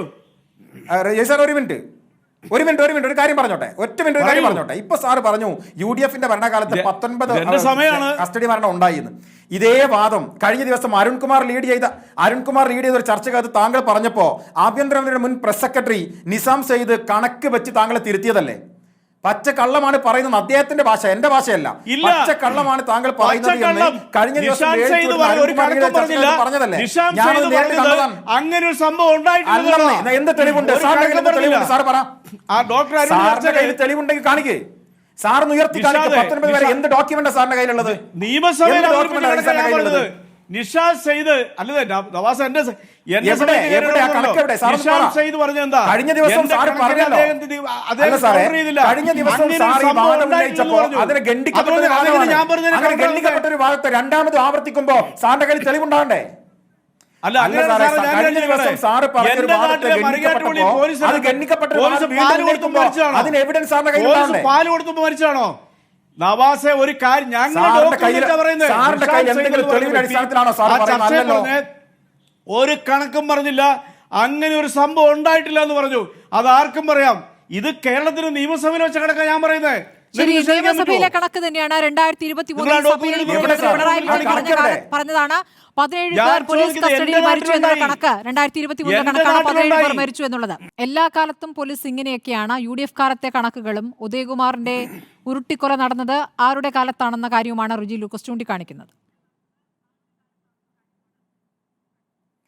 അല്ല സ്മൃതി, ഞാൻ ആമുഖമായി തന്നെ പറഞ്ഞു, എല്ലാ കാലത്തും പോലീസിന്റെ ഭാഗത്ത് നിന്ന് ഇത്തരം നീചമായ പ്രവർത്തനങ്ങൾ ഉണ്ടാകാറുണ്ട്. അതൊരു ഒരു മൈനോറിറ്റി പോലീസ് ഭാഗത്ത് നിന്ന് ഉണ്ടാകാറുണ്ട്. പക്ഷേ അത് ക്രമാതീതമായി വർദ്ധിക്കുന്ന ഒരു ഘട്ടവും ആ വാർത്തകൾ തുടർച്ചയായി പുറത്തു വരുന്നൊരു ഘട്ടവും, ഞാൻ നേരത്തെ പറഞ്ഞതുപോലെ 17 പിണറായി വിജയൻ ഭരണകാലത്ത് പോലീസുകാരെ അനധികൃതമായി സംരക്ഷിക്കപ്പെടുന്ന ഒരു ഘട്ടം ഉണ്ടായിട്ടുണ്ട് എന്നാണ് ഞാൻ പറഞ്ഞത്. ഇപ്പം നേരത്തെ ബഹുമാനപ്പെട്ട റെജി ലൂക്കോസ് സാർ പറഞ്ഞു, കേരളത്തിലെ പോലീസ് മികച്ച പോലീസാണ്, മികച്ച സംവിധാനങ്ങൾ നടക്കുന്നുവെന്ന്. ഞാനൊരു കണക്ക് വായിക്കാം.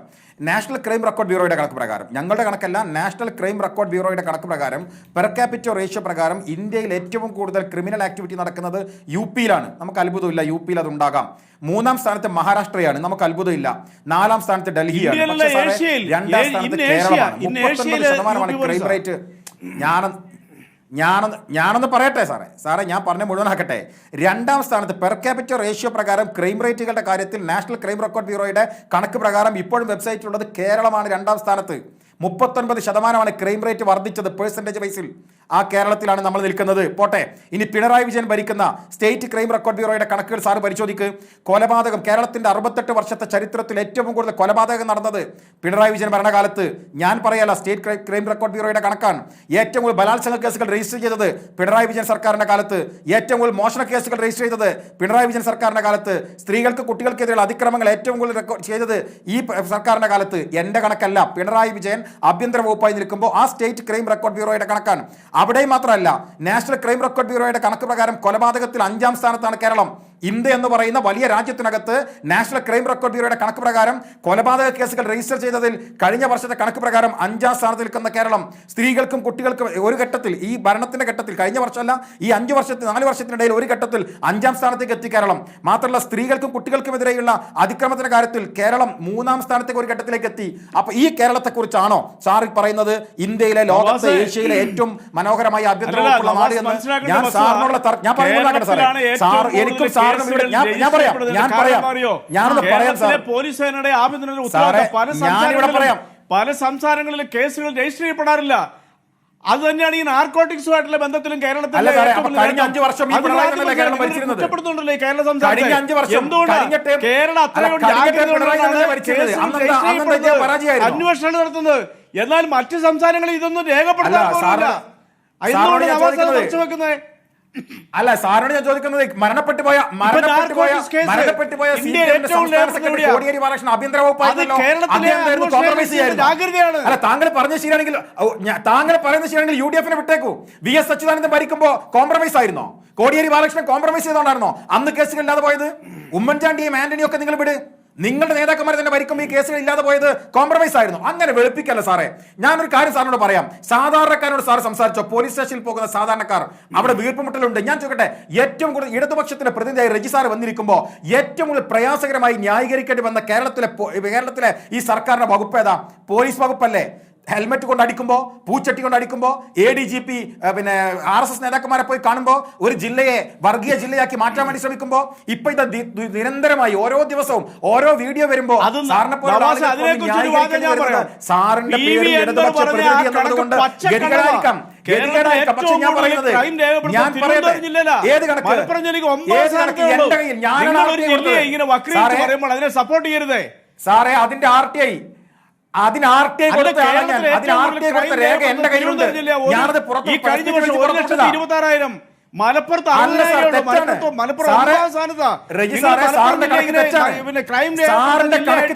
വക്രീകരിക്കരുത്, തെറ്റാത്. റെജി സാറേ, ഞാൻ കണക്ക് വെച്ചാ സംസാരിക്കുന്നത്. ആർക്ക് താല്പര്യം? ഞങ്ങൾക്കല്ലല്ലോ. ഞാൻ നേരത്തെ പറഞ്ഞ ADGP അജിത് കുമാറിന്റെ ശുപാർശയിൽ കൊണ്ടിരുത്തിപ്പോയ ഞങ്ങളുടെ മുൻ SP സുജിത് ദാസിന്റെ താല്പര്യം.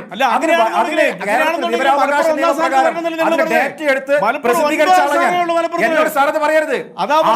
ലക്ഷ്യം വേറെയാണ്. മലപ്പുറം 1-ാം സ്ഥാനത്തായിരുന്നു.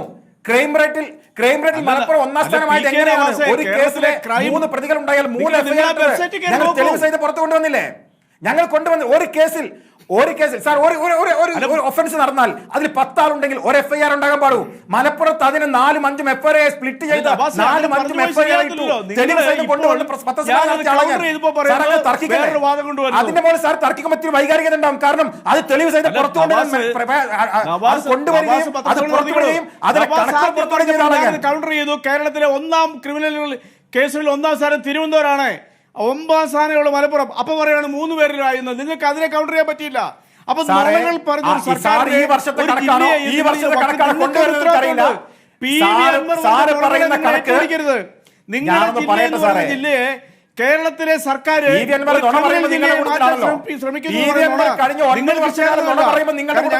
ഇഷ്ടപ്പെടുന്ന ജില്ല മലപ്പുറം. 9 വർഷക്കാലം കൈയടിച്ച്